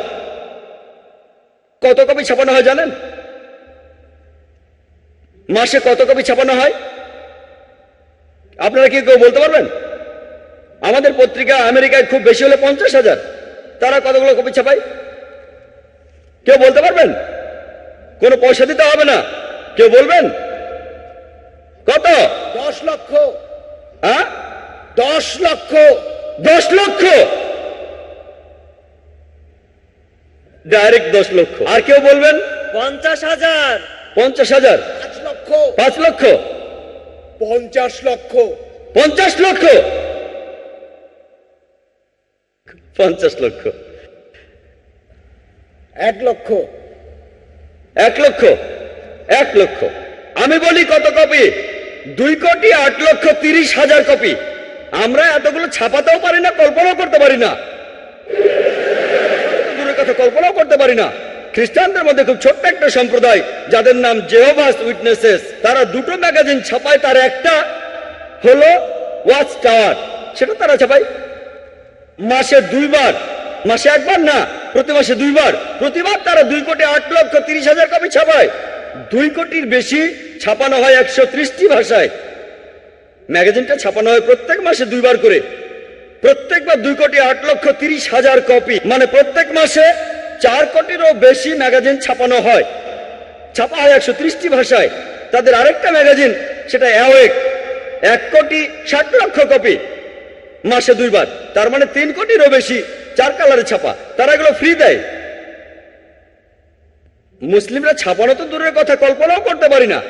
কল্পনার জন্য কোনো টাকা পয়সা খরচ হতো না। একজন বলেছেন 50 লক্ষ। তারা প্রতি মাসে 4 কোটি ম্যাগাজিন ছাপায়। কল্পনাও করতে পারি না। সেগুলো ফ্রি দেয়। কোন কোন জায়গায় সামান্য মূল্য নেই, যেমন ইন্ডিয়ায় 2 রুপি, 16 হালালা। 16 হালালা আবার কি? তারা সবাইকে সবসময় এই ম্যাগাজিনগুলো ফ্রি দিয়ে দেয়। ওয়াচ টাওয়ার বের হয় 130টি ভাষায়, আর অ্যাওয়েক 80টি ভাষায়। এভাবেই তারা ধর্ম প্রচার করে। আর লেকচার দেওয়ার মাধ্যমেও ধর্ম প্রচার করা যায়। আমরা ইসলামিক রিসার্চ ফাউন্ডেশনের মাধ্যমে লেকচারের ব্যবস্থা করি বোম্বেতে। বোম্বেতে একটা লেকচার দিয়েছিলাম আহজাদ ময়দানে। আর এই অনুষ্ঠানটা বেশ ভালো হয়েছিল তুলনামূলকভাবে। বোম্বেতে অনেক মানুষ থাকে, তবে বোম্বেতে মানুষ জড়ো করাটা খুব কঠিন। যদি 200 লোক জড়ো করতে পারেন ইংরেজিতে ইসলামিক লেকচারের জন্য, তাহলে আমি দারুণ সফল। তার মানে আপনি দারুণ কাজ করেছেন, কারণ বোম্বে খুব ব্যস্ত শহর, মানুষজনের হাতে অত সময় নেই। সেই লেকচারে প্রেস বলেছিল 2 লক্ষ মানুষ এসেছিল, তবে আমরা জানি 20,000 মানুষ এসেছিল। প্রেস একটু বাড়িয়ে বলে আমরা আয়োজন করেছিলাম জানি। আমার লেকচারের বিষয় ছিল হিন্দুইজম আর ইসলামের মধ্যে সাদৃশ্য। 20,000 লোক এসেছিল। অনুষ্ঠানটা ভালোভাবে হয়েছিল। জিমি জিপসে আনা হয়েছিল, বড়টা, ছোটটা না। 9টা ক্যামেরা ছিল, বেশ প্রফেশনাল ভাবেই করেছিলাম। অনেক মুসলিম বলেছিল এরা নিশ্চয়ই অনেক টাকা খরচ করেছে। 9-10 লাখ টাকা তো খরচ করেছেই, হয়তো এরা 10 লাখ টাকায় খরচ করে ফেলেছে, আনুমানিক এরা কমপক্ষে 10 লাখ টাকা খরচ করেছে, অর্থাৎ প্রায় 80,000 দিরহাম। কমপক্ষে আমরা হয়তো 20,000 ইউএস ডলার খরচ করে ফেলেছি। তারা বুঝতে পারেনি কত খরচ করেছি। আমাদের খরচ হচ্ছে 28 থেকে 30 লাখ টাকার বেশি না। লোকে যা ভেবেছে তার 3 গুণ খরচ হয়েছে। আমরা 60,000 ডলার খরচ করেছি, প্রায় 2.5 লক্ষ দিরহাম। এ কথা কেন বলছি জানেন? আমার লেকচারের মাত্র 2 সপ্তাহ পরেই বেনি হিন, আপনারা বেনি হিনের নাম শুনেছেন কেউ? একজন আমেরিকান খ্রিস্টান বক্তা, আমেরিকান ধর্মপ্রচারক। কে কে বেনি হিনের নাম শুনেছেন? জানলে হাত তোলেন। বেনি হিন, মাত্র 30 থেকে 40 জন লোক হাত তুলেছেন। এই অনুষ্ঠানে আছে প্রায় 8 থেকে 10,000 মানুষ, 8,000-এরও বেশি মানুষ আছে। আমি মাত্র 20-30 জনের হাত দেখছি যারা বেনি হিনের নাম শুনেছেন। কেউ চেনেন না। আসলে খুবই জনপ্রিয়, এমনকি আমিও বেনি হিনকে চিনতাম না তিনি বোম্বেতে আসার আগে। আমার লেকচারে 2 সপ্তাহ পরে তিনি আসলেন। তিনি 3টা লেকচার দিয়েছেন, শুক্র, শনি আর রবিবার, 3 ঘন্টা করে। 3 ঘন্টার লেকচার, শুক্রবার, শনিবার, রবিবার। কত খরচ হয়েছিল জানেন? লোকে বলে যে ও জাকির ভাই, উনি তো 20,000 ডলার খরচ করেছেন। আসলে আমরা 60,000 ডলার খরচ করেছিলাম। এটা জানতে পারলে হয়তো লোকজন অবাক হবেন। আনুমানিক হিসাব বেনি হিন কত খরচ করেছিলেন জানেন? কত? এবারে সবাই চুপ। খরচ করেছেন 50 লক্ষ ডলার মাত্র 9 ঘন্টার জন্য। বোম্বেতে খরচ করেছেন 50 লক্ষ ডলার। তাদের বাজেট দেখেছেন? 50 লক্ষ ডলার। প্রেস বলেছিল 20 লাখেরও বেশি লোক হয়েছিল, তবে আসলে 1 লাখেরও কম লোক হয়েছিল। তারপরও বোম্বে শহরে 1 লাখ মানুষ জড়ো করা কঠিন, যাদের অর্ধেকের বেশি মানুষ খ্রিস্টান না। আমিও সেখানে গিয়েছিলাম, সেখানেও জিমি জিপস ছিল। তারা সেগুলো এনেছিল একেবারে আমেরিকা থেকে। 9টা আমেরিকার লোকজন 1 মাস আগে থেকেই বোম্বে শহরে তারা এসেছিল। 1 মাস ধরে 5 স্টার হোটেলে ছিল, শ্বেতাঙ্গ আমেরিকান। 3 দিন আগে লোকজন আসলো সিস্টেম চেক করার জন্য। 32টা স্ক্রিন ছিল, এরকম স্ক্রিন 32টা ছিল। আমাদের এখানে 500 ভলান্টিয়ার, আমরাও খুশি। 500 ভলান্টিয়ার, তাদের ছিল 7,000 ভলান্টিয়ার। খ্রিস্টানরা ইন্ডিয়া 3%ও না। ইন্ডিয়ার মানুষের মধ্যে তাদের সংখ্যা 3%ও না। 50 লক্ষ ডলার, তার মানে প্রায় 20 কোটি রুপি। তারা 20 কোটিরও বেশি রুপি খরচ করেছে। চিন্তা করেন, তারা প্লেনে করে এসেছে মাত্র একটা অনুষ্ঠানের জন্য। 3 ঘন্টা করে 3টি লেকচার, তারপরে সবাই চলে গেল। আপনারা যদি এইসব খ্রিস্টান প্রতিষ্ঠানগুলোর বাজেট সম্পর্কে জানেন, গড়ে এক একটার বাজেট প্রতিদিন 10 লক্ষ ডলারের উপরে। জিমি সোয়াগার্ড একবার আহমেদিদাদের সাথে বিতর্ক করেছিলেন। জিমি সোয়াগার্ড ধর্মপ্রচারের জন্য প্রতি বছর 40 কোটি ডলারেরও বেশি খরচ করত। তার মানে প্রতিদিন 10 লক্ষ ডলারেরও বেশি। আমরা কিছুই না। আমি এমন কোন ইসলামিক দাওয়া প্রতিষ্ঠানের নাম জানি না যেখানে অন্তত এর 10% বাজেটও আছে।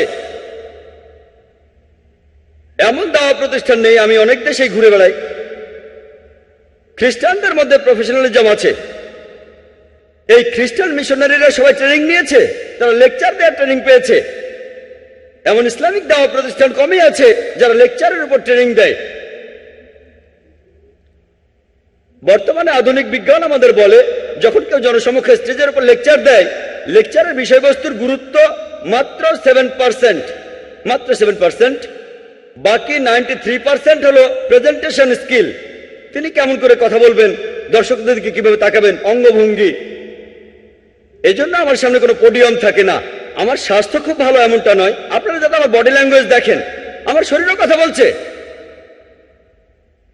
বোম্বেতে ইসলামিক রিসার্চ ফাউন্ডেশনে আমরা মুসলিমদের ট্রেনিং দিয়ে থাকি কিভাবে ইসলামের বাণী প্রচার করতে হবে। আমরা শুধু ইন্ডিয়ানদেরই ট্রেনিং দেই না, বিদেশিদেরও দেই। এখানে আমেরিকানরাও ট্রেনিং নিয়েছে, ব্রিটিশরাও নিয়েছে, সিঙ্গাপুর থেকে এসেছে, আরব আমিরাত, মালয়েশিয়া, সৌদি আরব, ইউনিভার্সিটি থেকে পাশ করা সব বিশেষজ্ঞ। তাদের ট্রেনিং দিয়েছি। তাদেরকে আমরা ট্রেনিং দিয়েছি যে কিভাবে ইসলামের বাণী প্রচার করবেন। এমন কতগুলো মুসলিম প্রতিষ্ঠান আছে। চিন্তা করেন, একজন দায়ী কিভাবে তার অস্ত্রশস্ত্র ছাড়া যুদ্ধক্ষেত্রে যায়। যদি মাইক্রোফোন সিস্টেম ভালো না হয়, কিভাবে লড়াই করব? এটাই তো আমার অস্ত্র। কিন্তু বিভিন্ন ইসলামিক প্রতিষ্ঠান যখন আমাকে আমন্ত্রণ করে তারা আমাকে 5 স্টার হোটেলে রাখে, কিন্তু সাউন্ড সিস্টেম যাচ্ছে তাই। যখন কেউ আমাকে আমন্ত্রণ জানায় আমি তাদের বলি সাউন্ড সিস্টেম ভালো হতে হবে, আমি না হয় মেঝেতে সমস্যা নেই, কোনো 5 স্টার হোটেলের দরকার নেই, আমি একজন দায়ী, আমি মেঝেতেও ঘুমাতে পারবো, তবে আমাকে ভালো সাউন্ড সিস্টেম দেন, খরচ তো বেশি না, তবে ভালো একটা প্রফেশনাল সাউন্ড সিস্টেম দেন, এখানে তো খরচ বেশি না, আসলেই কম, 5 স্টার হোটেলের খরচের চাইতে অনেক কম। তারা আমাকে 5 স্টার হোটেলে রাখে, কিন্তু একটা ভালো সাউন্ড সিস্টেমের গুরুত্ব বোঝে না। মুসলিমদের যেটা করা উচিত, মিডিয়ার ক্ষেত্রে আমাদের ট্রেনিং নেওয়া প্রয়োজন, এখানে স্পেশালিটি অর্জন করতে হবে। লেকচার দেয় এক ধরনের স্পেশালিটি, প্রিন্ট মিডিয়া আরেক ধরনের স্পেশালিটি, অডিও মিডিয়া আরেক ধরনের স্পেশালিটি, ভিডিও মিডিয়ায় আরেক ধরনের স্পেশালিটি, আমাদের স্পেশালাইজড হতে হবে। এখনকার দিনে আমাদের রেডিও স্টেশন আছে, কতজন মুসলিম তাদের দায়িত্ব পালন করছে, কতজন? এখন কম্পিউটার আছে, ইন্টারনেট আছে, ইন্টারনেটের প্রথম দিকে ইসলামের পক্ষে যত কথা ছিল তার চেয়ে বেশি ছিল ইসলামের বিপক্ষে। এখন আলহামদুলিল্লাহ মুসলিমরাও ইন্টারনেটে তাদের মতামত জানাচ্ছে, তবে খ্রিস্টানরা অনেক এগিয়ে আছে। যখনই মুসলিমরা কোনো মন্তব্য করে তারাও পাল্টা মন্তব্য জানায়। ইন্টারনেটে কিছু সাইট আছে, আমি সেগুলোর নাম বলে জনপ্রিয় করতে চাই না, কিছু সাইট দেখে মনে করবেন সেটা ইসলামিক সাইট, সে সাইটে ঢুকে দেখবেন সেখানে ঘরের ভিতর সাপ। তারা যে ম্যাগাজিনগুলো ছাপায়, ইন্ডিয়ায় একটা প্রতিষ্ঠানের নাম দারুল নিজাত হোম অবজারভেশন, আরবি নাম। এই প্রতিষ্ঠানের প্রেসিডেন্ট কে? সুলতান। সুলতান কে? Sultan Paul. Nidaye Umeed, call for hope, এটা খ্রিস্টান প্রতিষ্ঠান। এইসব নাম দেখে ভুলবেন না। এই সাইটগুলোর নাম আর আমি বলতে চাই না, কারণ তাহলে আপনারা সেখানে ঢুকবেন, তারপর ভুল জিনিসগুলো শিখবেন। তারা সেখানে এমন সব কথা লেখে যে সাধারণ মুসলিম তারাও ইসলামকে ভুল বুঝতে পারে। তারা পবিত্র কোরআনের কিছু আয়াত বেছে নিয়ে সমালোচনা করে। এখন আপনাদের বলছি যে এই মিডিয়া একই সাথে খুব ভালো আবার খারাপও, এটা পজিটিভ আবার একই সাথে নেগেটিভ। যেমন একটা ছুরি, এটা দিয়ে ভালো কাজ করা যায় আবার খারাপ কাজও করা যায়। ছুরি দিয়ে শাকসবজি আর রুটি কাটলে সেটা ভালো, কিন্তু ডাকাতি করলে সেটা খারাপ। একইভাবে মিডিয়ার কিছু সুবিধা আছে, অসুবিধাও আছে। মিডিয়ার পজিটিভ দিক আছে, নেগেটিভ দিকও আছে, এখানে ভালো জিনিস আছে, খারাপ জিনিসও আছে। আমরা এখন বর্তমানের বিজ্ঞান আর প্রযুক্তিকে ব্যবহার করে টেবিলটাকে উল্টে দেব, মিডিয়াকে ব্যবহার করব ভালো কাজের জন্য। বর্তমানে বেশিরভাগ মিডিয়াকে যেসব কাজের জন্য ব্যবহার করা হয় সেগুলো আসলে ভালো না। এ কারণে বেশিরভাগ উলেমা আর শিউখ তারা বলেন মিডিয়া থেকে সবাই দূরে থাকুন। আমি একমত, আমি তাদের বিপক্ষের পক্ষে। কারণ এই স্যাটেলাইট চ্যানেলগুলোর মাধ্যমে আপনার ঘরে যা ঢুকছে তার বেশিরভাগই আপনাকে ইসলাম থেকে দূরে সরিয়ে দেবে, ইসলামের কাছে নিয়ে আসবে না। আর এই পরিসংখ্যান আমাদের বলে যে 1 নম্বর মিডিয়া বর্তমানে হলো television media, television satellite media. পরিসংখ্যান আমাদের বলে এখন পৃথিবীতে 20,000-এরও বেশি টিভি স্টেশন আছে, আর এদের দর্শক এই পৃথিবীর 500 কোটি মানুষ। এই পৃথিবীর মোট জনসংখ্যার 80% টেলিভিশন মিডিয়ার আওতার ভেতরে। পরিসংখ্যান এটাই বলছে। আপনাদের বেশিরভাগই এই টেলিভিশন মিডিয়ার আওতার মধ্যে আছেন। পুরো পৃথিবীর 80% মানুষ টেলিভিশন মিডিয়ার আওতার মধ্যে আছেন। 500 কোটি মানুষ। এই মিডিয়ার পেছনে ইনভেস্টমেন্ট কত জানেন? $40,000 কোটি। লোকজন এই টেলিভিশন মিডিয়াতে ইনভেস্ট করেছে $400 বিলিয়ন, আর তারা 2 হাতে টাকা কামাচ্ছে। এর বেশিরভাগই 98%-এরও বেশি, 99%-এরও বেশি হচ্ছে হারাম। অশ্লীলতা আর ভুল তথ্য দিয়ে সত্য থেকে দূরে নিয়ে যাচ্ছে 99%-এরও বেশি। আমাদের এখন এই মিডিয়াকে ব্যবহার করে টেবিলটা উল্টে দিতে হবে। একবার ভাবেন, $40,000 কোটি ইনভেস্টমেন্ট শুধুমাত্র টিভি মিডিয়াতে। খ্রিস্টানদের 50টা চ্যানেল আছে, 100টা চ্যানেল আছে, আর 2 হাতে টাকা কামাচ্ছে। শুধু আমেরিকাতেই মোট টেলিভিশন স্টেশনের সংখ্যা 1,673টা আছে। এর মধ্যে 83টা চ্যানেল হলো ধর্মীয় চ্যানেল। চ্যানেলগুলোর বেশিরভাগ, প্রায় সবগুলোই খ্রিস্টান চ্যানেল, বেশিরভাগই। পুরো পৃথিবীতে 100 খ্রিস্টান চ্যানেল আছে, কয়েকশো হিন্দু চ্যানেল আছে, জৈন চ্যানেল আছে, মুসলিম চ্যানেল কয়টা আছে? কয়টা? ইন্ডিয়াতে অনেক চ্যানেল আছে, হিন্দু চ্যানেল আছে। এই ইন্ডিয়াতে খ্রিস্টান চ্যানেল আছে একেবারে সেই এলাকার ভাষায়। ইংরেজিতে অনেক খ্রিস্টান চ্যানেল আছে। আর এখানে দক্ষিণ ইন্ডিয়ার নিজস্ব ভাষার চ্যানেল, যেটা দর্শক অল্প কিছু মানুষ, স্পেশালাইজড টার্গেট। পৃথিবীতে কয়েকশো খ্রিস্টান চ্যানেল আছে। 1 নম্বর হলো গড টিভি। কারা গড টিভির নাম শুনেছেন? হাত ওঠান। মাশাআল্লাহ, দেখা যাচ্ছে অনেকেই গড টিভির নাম শুনেছেন। গড টিভির সম্প্রচার শুরু হয় প্রায় 10 বছর আগে, 1995 সালে। প্রতিষ্ঠাতা একজন ব্রিটিশ, কিন্তু সম্প্রচারিত হয় ইসরায়েল থেকে। বর্তমানে এই গড টিভি 15টা স্যাটেলাইট থেকে সম্প্রচারিত হয়। পৃথিবীর 200টারও বেশি দেশে তাদের সম্প্রচারের আওতার মধ্যে আছে 27 কোটি 50 লক্ষ মানুষ, 27 কোটি 50 লক্ষ দর্শক তাদের আওতার মধ্যে। 200টা দেশে তারা মোট 15টা স্যাটেলাইট ভাড়া করেছে। গড চ্যানেল একটাই, তবে এশিয়ার জন্য একরকম, ইউরোপের জন্য আরেক রকম, আমেরিকাতে আরেক রকম, ইন্ডিয়ার জন্য আরেক রকম স্পেশালাইজেশন। যেমন ধরুন বিবিসি ওয়ার্ল্ড একরকম, বিবিসি এশিয়া আরেক রকম, বিবিসি ইউরোপ আলাদা। কেন? 90% ক্ষেত্রে অনুষ্ঠানগুলো একই। তারা এখানে আসলে প্রাইম টাইমের সুযোগটাও নিতে চায়। ইংল্যান্ডের প্রাইম টাইম আর আরব আমিরাতের প্রাইম টাইম এক নয়, বোম্বের প্রাইম টাইমটাও আলাদা। এভাবে প্রাইম টাইম অনুযায়ী এক এক দেশে এক এক সময় অনুষ্ঠান প্রচার করে থাকে। এজন্য অন্যান্য স্যাটেলাইট ভাড়া করে। আর এই গড টিভি হলো খুবই জনপ্রিয় খ্রিস্টান মিশনারি চ্যানেলগুলোর মধ্যে একটা। এরকম আরো কয়েকশো খ্রিস্টান চ্যানেল আছে। এরকম মুসলিম চ্যানেল কটা আছে? আমি জানি অনেক মুসলিমই বিভিন্ন বিনোদনমূলক চ্যানেলের মালিক, অনেক 5টা 10টা 20টা এরকম। আমি নাম বলছি না, আপনারা হয়তো জানেন। এরকম অনেক চ্যানেল আছে। কতগুলো ইসলামিক চ্যানেল আছে? দাওয়ার জন্য কতগুলো আছে চ্যানেল? প্রথম যে চ্যানেলটা সম্প্রচার শুরু করে সেটা কাদিয়ানীদের MTVA, মুসলিম টিভি আহমদিয়া। তারা মুসলিম না, মুসলিম টিভি আহমদিয়া। আর এটা এখন দুবাইতেও আছে, মুসলিম টিভি আহমদিয়া। সাধারণ মানুষ চ্যানেলটা দেখে ভাববে এটা মুসলিম চ্যানেল, আর নামটাও মুসলিম, কিন্তু তারা আসলে প্রথাসিদ্ধ মুসলিম না। আলহামদুলিল্লাহ, প্রায় 8 বছর আগে প্রথম ইসলামিক চ্যানেল ইকরা টিভির সম্প্রচার শুরু হয়। তবে এই চ্যানেলটা আরবি ভাষায়, তারপর মাজাদ টিভি, তারপর ফজর টিভি। তবে এই সবগুলো চ্যানেলই সম্প্রচারিত হয় আরবি ভাষায়, পুরো পৃথিবীর মুসলিম উম্মার উদ্দেশ্যে। তাদের টার্গেট মার্কেট হলো মধ্যপ্রাচ্য। এই চ্যানেলগুলো ইসলামিক চ্যানেল, তবে দাওয়া চ্যানেল নয়। তারা অমুসলিমদের কাছে ইসলাম প্রচার করছে না, বরং মুসলিমদের জন্য অনুষ্ঠান প্রচার করছে।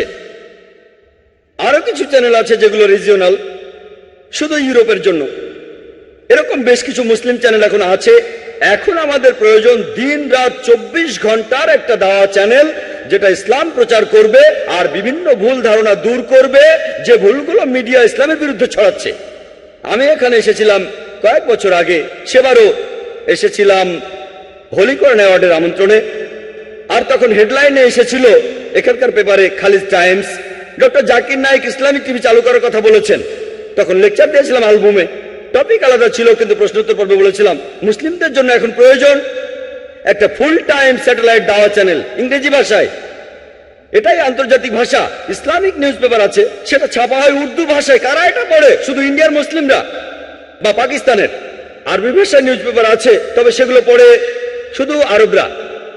আমি এমন বলছিলাম যেটা ভুল। তবে আমাদের এখন প্রয়োজন দাওয়ার জন্য নিউজ পেপার, দাওয়ার জন্য টিভি চ্যানেল। আলহামদুলিল্লাহ সুম্মা আলহামদুলিল্লাহ, আমরা সবাই এ দর্শনে বিশ্বাস করি। সামনে যত কাজই থাকুক, অপেক্ষা করবেন না। কাজ যদি খুব বেশি হয়, আমরা খুব ছোট্ট একটা প্রতিষ্ঠান, কাজ যদি বেশি হয়, আল্লাহ আপনাকে যা দিয়েছেন সেটা দিয়েই শুরু করুন। যদি মাত্র 1000 রিয়াল থাকে, 1000 দিরহাম থাকে, সেটা দিয়ে শুরু করুন। ইনশাআল্লাহ আপনি সফল হবেন। আর 8 বছর আগে মুসলিমরা স্যাটেলাইট চ্যানেলের মাধ্যমে সম্প্রচার শুরু করেছেন। আর আলহামদুলিল্লাহ সুম্মা আলহামদুলিল্লাহ, আমরাও চেষ্টা করছি প্রত্যেক দিন 8 ঘন্টা থেকে 2 ঘন্টার অনুষ্ঠান 6টা ইন্টারন্যাশনাল স্যাটেলাইট চ্যানেলে প্রচার করতে। 6টা প্রত্যেক দিন। অনুষ্ঠানগুলো শুধু মুসলিমদের জন্য না, যেমন Iqra TV, Q TV, ARY digital Islam channel, আমরা অমুসলিমদের জন্যও করি। সিনেমার গানের চ্যানেল ইটিসি, 24 ঘন্টা সিনেমার গান হারাম, অন্তত আধা ঘন্টা তো হালাল হচ্ছে। তারা দেখছে জোকারের মতো একজন লোক, তারা জোকারের মতো একজন লোককে দেখছে, আর সেই জোকারের মতো লোকের গায়ে কোট, মাথায় টুপি, মুখে দাড়ি, গলায় টাই। আর অন্য একজন তাকে প্রশ্ন করছে যে ইসলাম এখানে একজন পুরুষকে একাধিক বিয়ের অনুমতি দেয়, আবে মজা আয়েগা, খুব মজা হবে। তারপর প্রশ্নটার উত্তর শোনে আর অনেকে মেনে নেয়। তাই আমরা যেটা করি, আমরা অনুষ্ঠানগুলো ফ্রি দিয়ে দেই, টাকার দরকার নেই।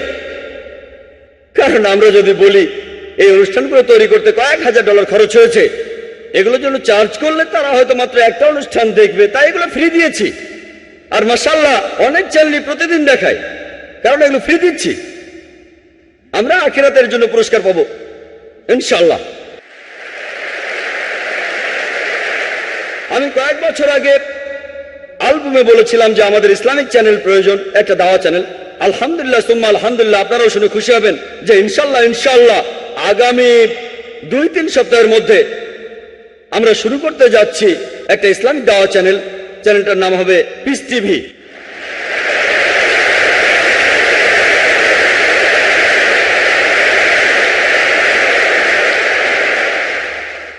বাজেট খ্রিস্টানদের মতো অত বিশাল না, অত টাকা নেই, আমরা ক্ষুদ্র মানুষ। আমাদের যা আছে ইনশাআল্লাহ, চ্যানেলটার নাম দিয়েছি পিস টিভি। মিডিয়া যেখানে যুদ্ধ করছে ইসলামের সাথে, তবে আমরা মানবতার জন্য শান্তি চাই। পিস এর আরবি হলো সালাম, আরো একটা হলো ইসলাম। আর ইনশাআল্লাহ এটা হবে ইসলামিক দাওয়া চ্যানেল। এর সম্প্রচার হবে ইউরোপ, অস্ট্রেলিয়া, আফ্রিকা, মধ্যপ্রাচ্য আর এশিয়ায়। প্রচারিত হবে প্যান এম স্যাট 10 থেকে প্রথম দিকে। পরবর্তীতে কয়েক মাস পরে আমরা USA তো যাব ইনশাআল্লাহ। আর তারপর আশা করি 1 বছরের মধ্যে ইনশাআল্লাহ পুরো পৃথিবীকেই কভার করতে পারবো ইনশাআল্লাহ। এটা প্রধানত একটা ইংরেজি স্যাটেলাইট চ্যানেল, তবে যে সময়টা প্রাইম টাইম না সে সময়টাও কাজে লাগাতে চাই। যে সময়টা ইউরোপ বা ইংলিশ দেশে প্রাইম টাইম না, ইন্ডিয়া আর পাকিস্তানের প্রাইম টাইম, তখন আমাদের অনুষ্ঠানগুলো দেখানো হবে হিন্দি আর উর্দুতে, যাতে করে ইন্ডিয়ার অমুসলিমদের অনুষ্ঠানগুলো দেখাতে পারি আমরা। তাহলে 25% অনুষ্ঠান হবে হিন্দি আর উর্দুতে, 75% হবে ইংরেজিতে ইনশাআল্লাহ। আপনাদের অনুরোধ করবো আমাদের জন্য দোয়া করতে, যে ইনশাআল্লাহ এই পিস টিভির মাধ্যমে আমরা এই শান্তি ধর্মটাকে পুরো পৃথিবীতে ছড়িয়ে দেবো ইনশাআল্লাহ।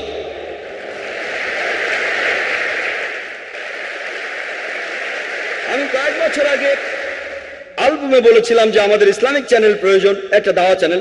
আলহামদুলিল্লাহ সুম্মা আলহামদুলিল্লাহ, আপনারাও শুনে খুশি হবেন যে ইনশাআল্লাহ আগামী 2-3 সপ্তাহের মধ্যে আমরা শুরু করতে যাচ্ছি একটা ইসলামিক দাওয়া চ্যানেল। চ্যানেলটার নাম হবে পিস টিভি।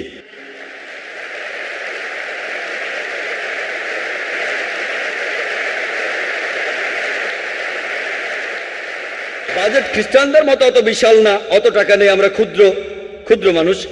আমাদের যা আছে ইনশাআল্লাহ, চ্যানেলটার নাম দিয়েছি পিস টিভি। মিডিয়া যেখানে যুদ্ধ করছে ইসলামের সাথে, তবে আমরা মানবতার জন্য শান্তি চাই। পিস এর আরবি হলো সালাম, আরো একটা হলো ইসলাম। আর ইনশাআল্লাহ এটা হবে ইসলামিক দাওয়া চ্যানেল। এর সম্প্রচার হবে ইউরোপ, অস্ট্রেলিয়া, আফ্রিকা, মধ্যপ্রাচ্য আর এশিয়ায়।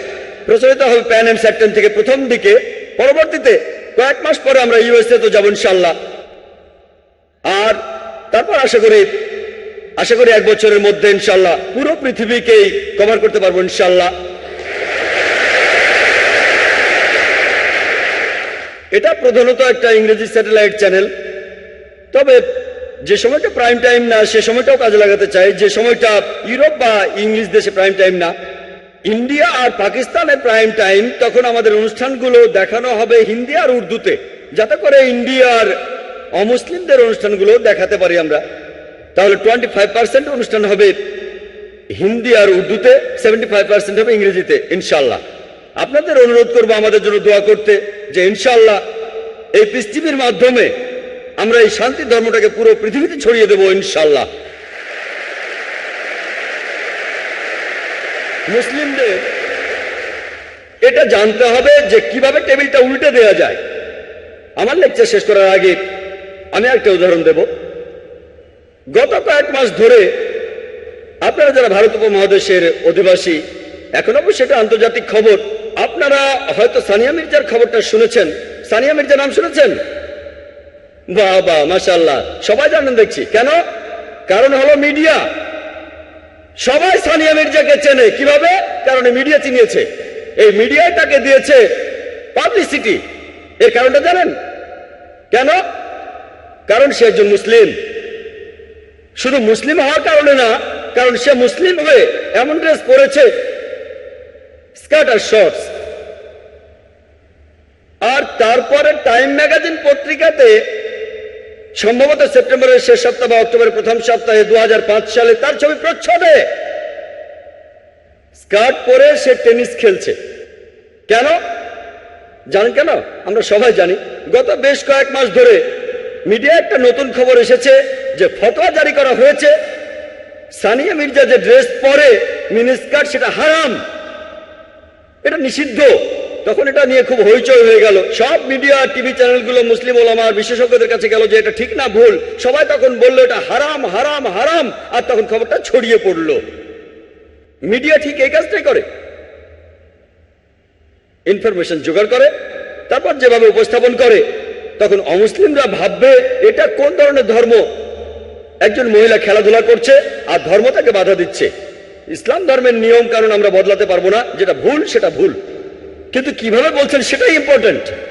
আল্লাহ পবিত্র কোরআনে সূরা নাহলের 125 নম্বর আয়াতে উল্লেখ করেছেন, উদু ইলা সাবিলি রাব্বিকা বিল হিকমা ওয়াল মাউযিজাতিল হাসানা ওয়াজাদিলহুম বিল্লাতি আহসান। প্রতিপালকের পথে মানুষকে আহ্বান করো হিকমত ও সদুপদেশ দ্বারা, এবং তাদের সাথে তর্ক করো ও যুক্তি দেখাও সবচেয়ে উত্তম ও গ্রহণযোগ্য পন্থায়।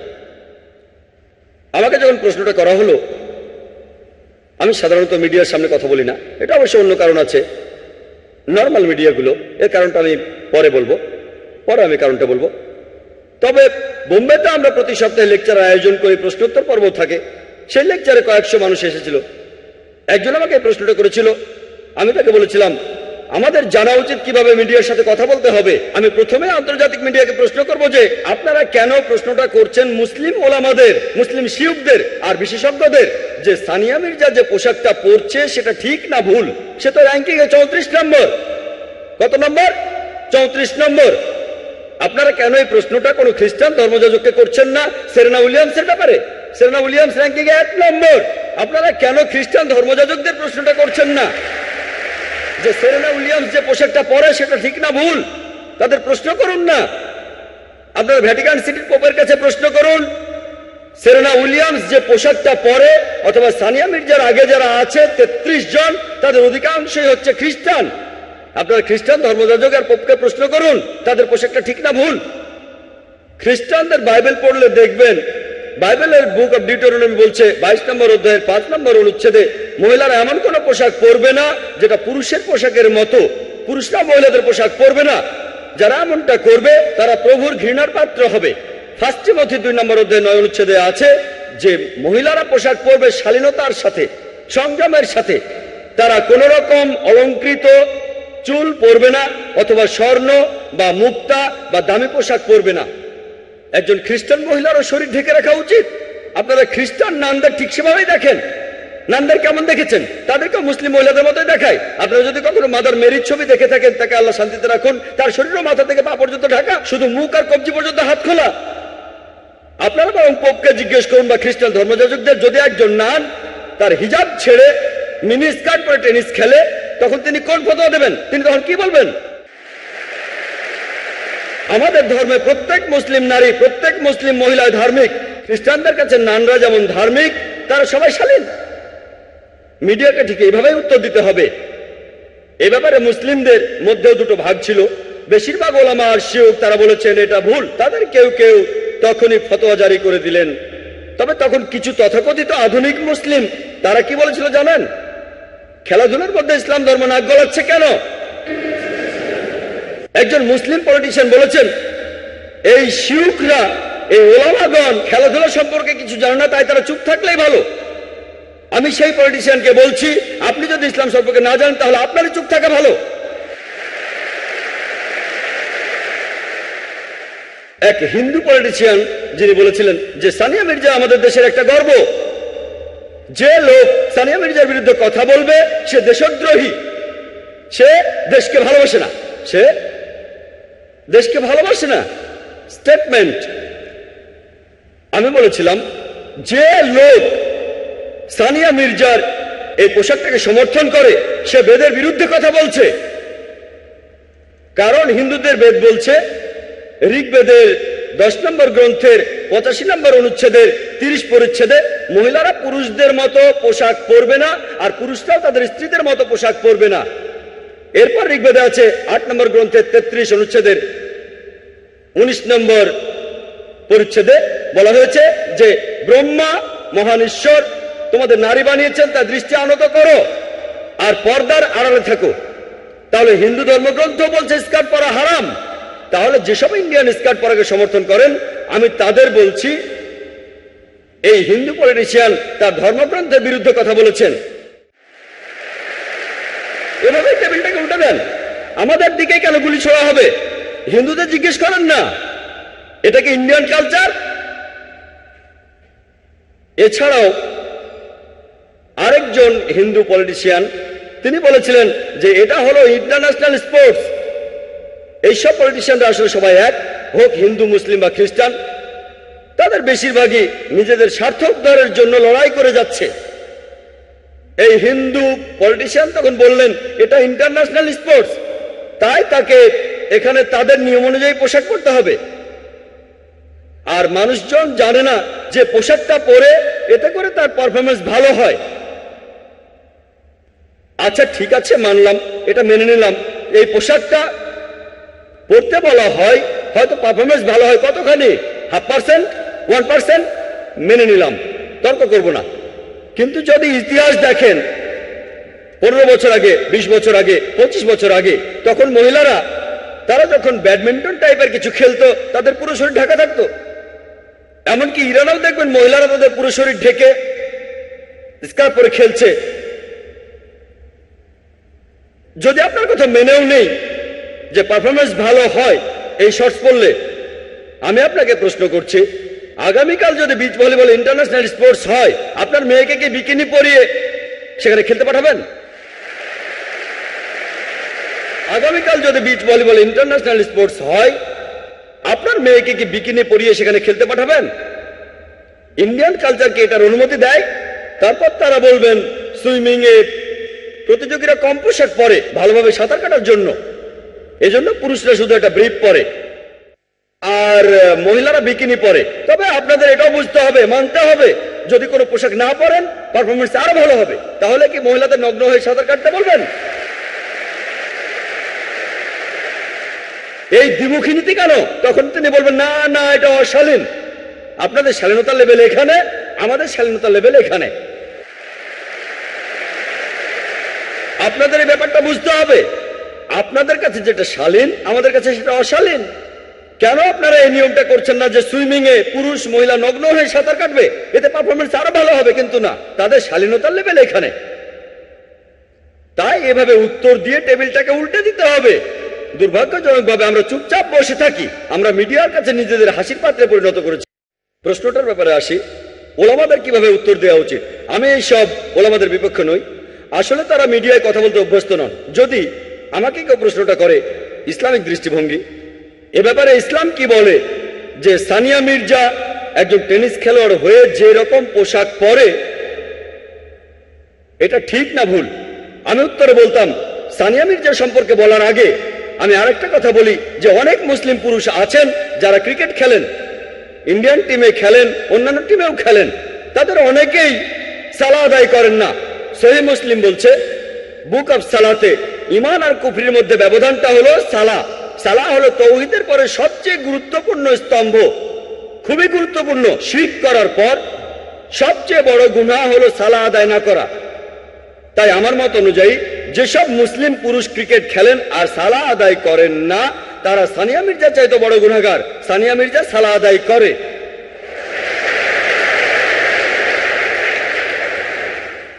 মুসলিম অভিনেতা অভিনেত্রীরা তারা পর্দায় শিরক করছে, তারা বড় গুনাহগার। আমি সানিয়া মির্জার পক্ষ নিয়ে কথা বলছি না, কথা মানব সানিয়া মির্জা যে পোশাক পরে সেটা ইসলামের নিয়মের বিরুদ্ধে, এটা হারাম। তবে এই কথা বলার আগে আবহাওয়াটা বদলে দিলাম, এটাই হিকমা। পরিস্থিতি বদলে দিচ্ছি। যখনই বলছি খ্রিস্টান ধর্ম এটার বিরুদ্ধে, তারা তখন চুপ হয়ে যাচ্ছে। হিন্দু ধর্ম এটার বিরুদ্ধে, চুপ হয়ে যাচ্ছে। ইহুদি ধর্ম এটার বিরুদ্ধে, তারাও চুপ হয়ে যাচ্ছে। আমি ক্রিকেট খেলা নিয়ে বলেছি, আমি সুইমিং নিয়ে বলেছি। তারপর যখন উত্তরটা দিলাম যে এটা হারাম, তখন এই উত্তরটা তাদের গলা দিয়ে নামবে। তা না হলে উত্তরটা তারা হজমই করতে পারবে না। আমি বলেছি এটা ভালো, সানিয়া মির্জা অন্তত পক্ষে সালাহ আদায় করে, সে কম গুনাহগার অন্তত ওই মুসলিম ক্রিকেটারদের চাইতে যারা সালাহ আদায় করে না। 4 দিন খেলছে, 5 দিন খেলছে, সালাবাদ। আল্লাহ আমাদের সালাহ আদায় করার নির্দেশ দিয়েছেন। হয়তো ভবিষ্যতে সানিয়া মির্জা ইসলামিক পোশাক পরবে ইনশাআল্লাহ।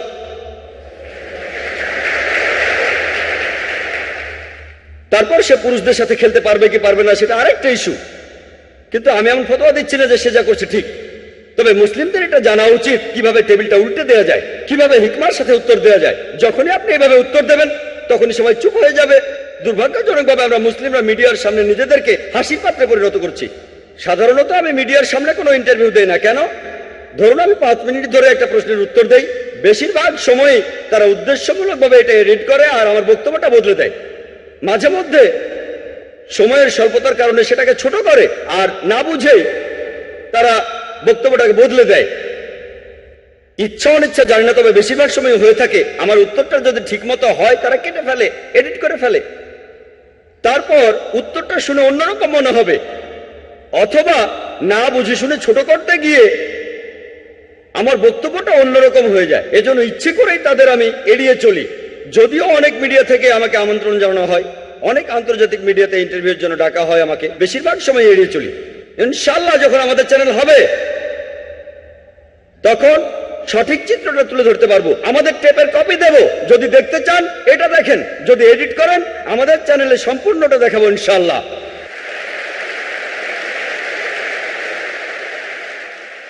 একটা চ্যানেল শুরু করা নিঃসন্দেহে খুবই কঠিন কাজ, আর তারপর একটা চ্যানেল শুরু করে কোরআন এবং সহিহ হাদিস অনুযায়ী সেটাকে চালানো, সেটা আরো কঠিন কাজ। ইনশাআল্লাহ আমি আল্লাহর কাছে দোয়া করছি, আপনারাও দোয়া করবেন যাতে সঠিক পথে চলতে পারি, কোরআন সহিহ হাদিস মেনে চলতে পারি, আর যেন এভাবে ইসলামকে ছড়াতে পারি। আমার লেকচার শেষ করার আগে পবিত্র কোরআনের একটি উদ্ধৃতি দিচ্ছি। সূরা ইসরার 81 নম্বর আয়াতে বলা হয়েছে, ওয়াকুল জাল হক ওয়া যাকাল বাতিল ইন্নাল বাতিলা কানা যাহুকা। যখন সত্য এসে মিথ্যের সামনে দাঁড়ায় মিথ্যে বিলুপ্ত হয়ে যায়, কারণ মিথ্যা প্রকৃতিগত কারণে বিলুপ্ত হয়ে যাবে। ওয়া আখিরু দাওয়ানা আলহামদুলিল্লাহি রাব্বিল আলামিন।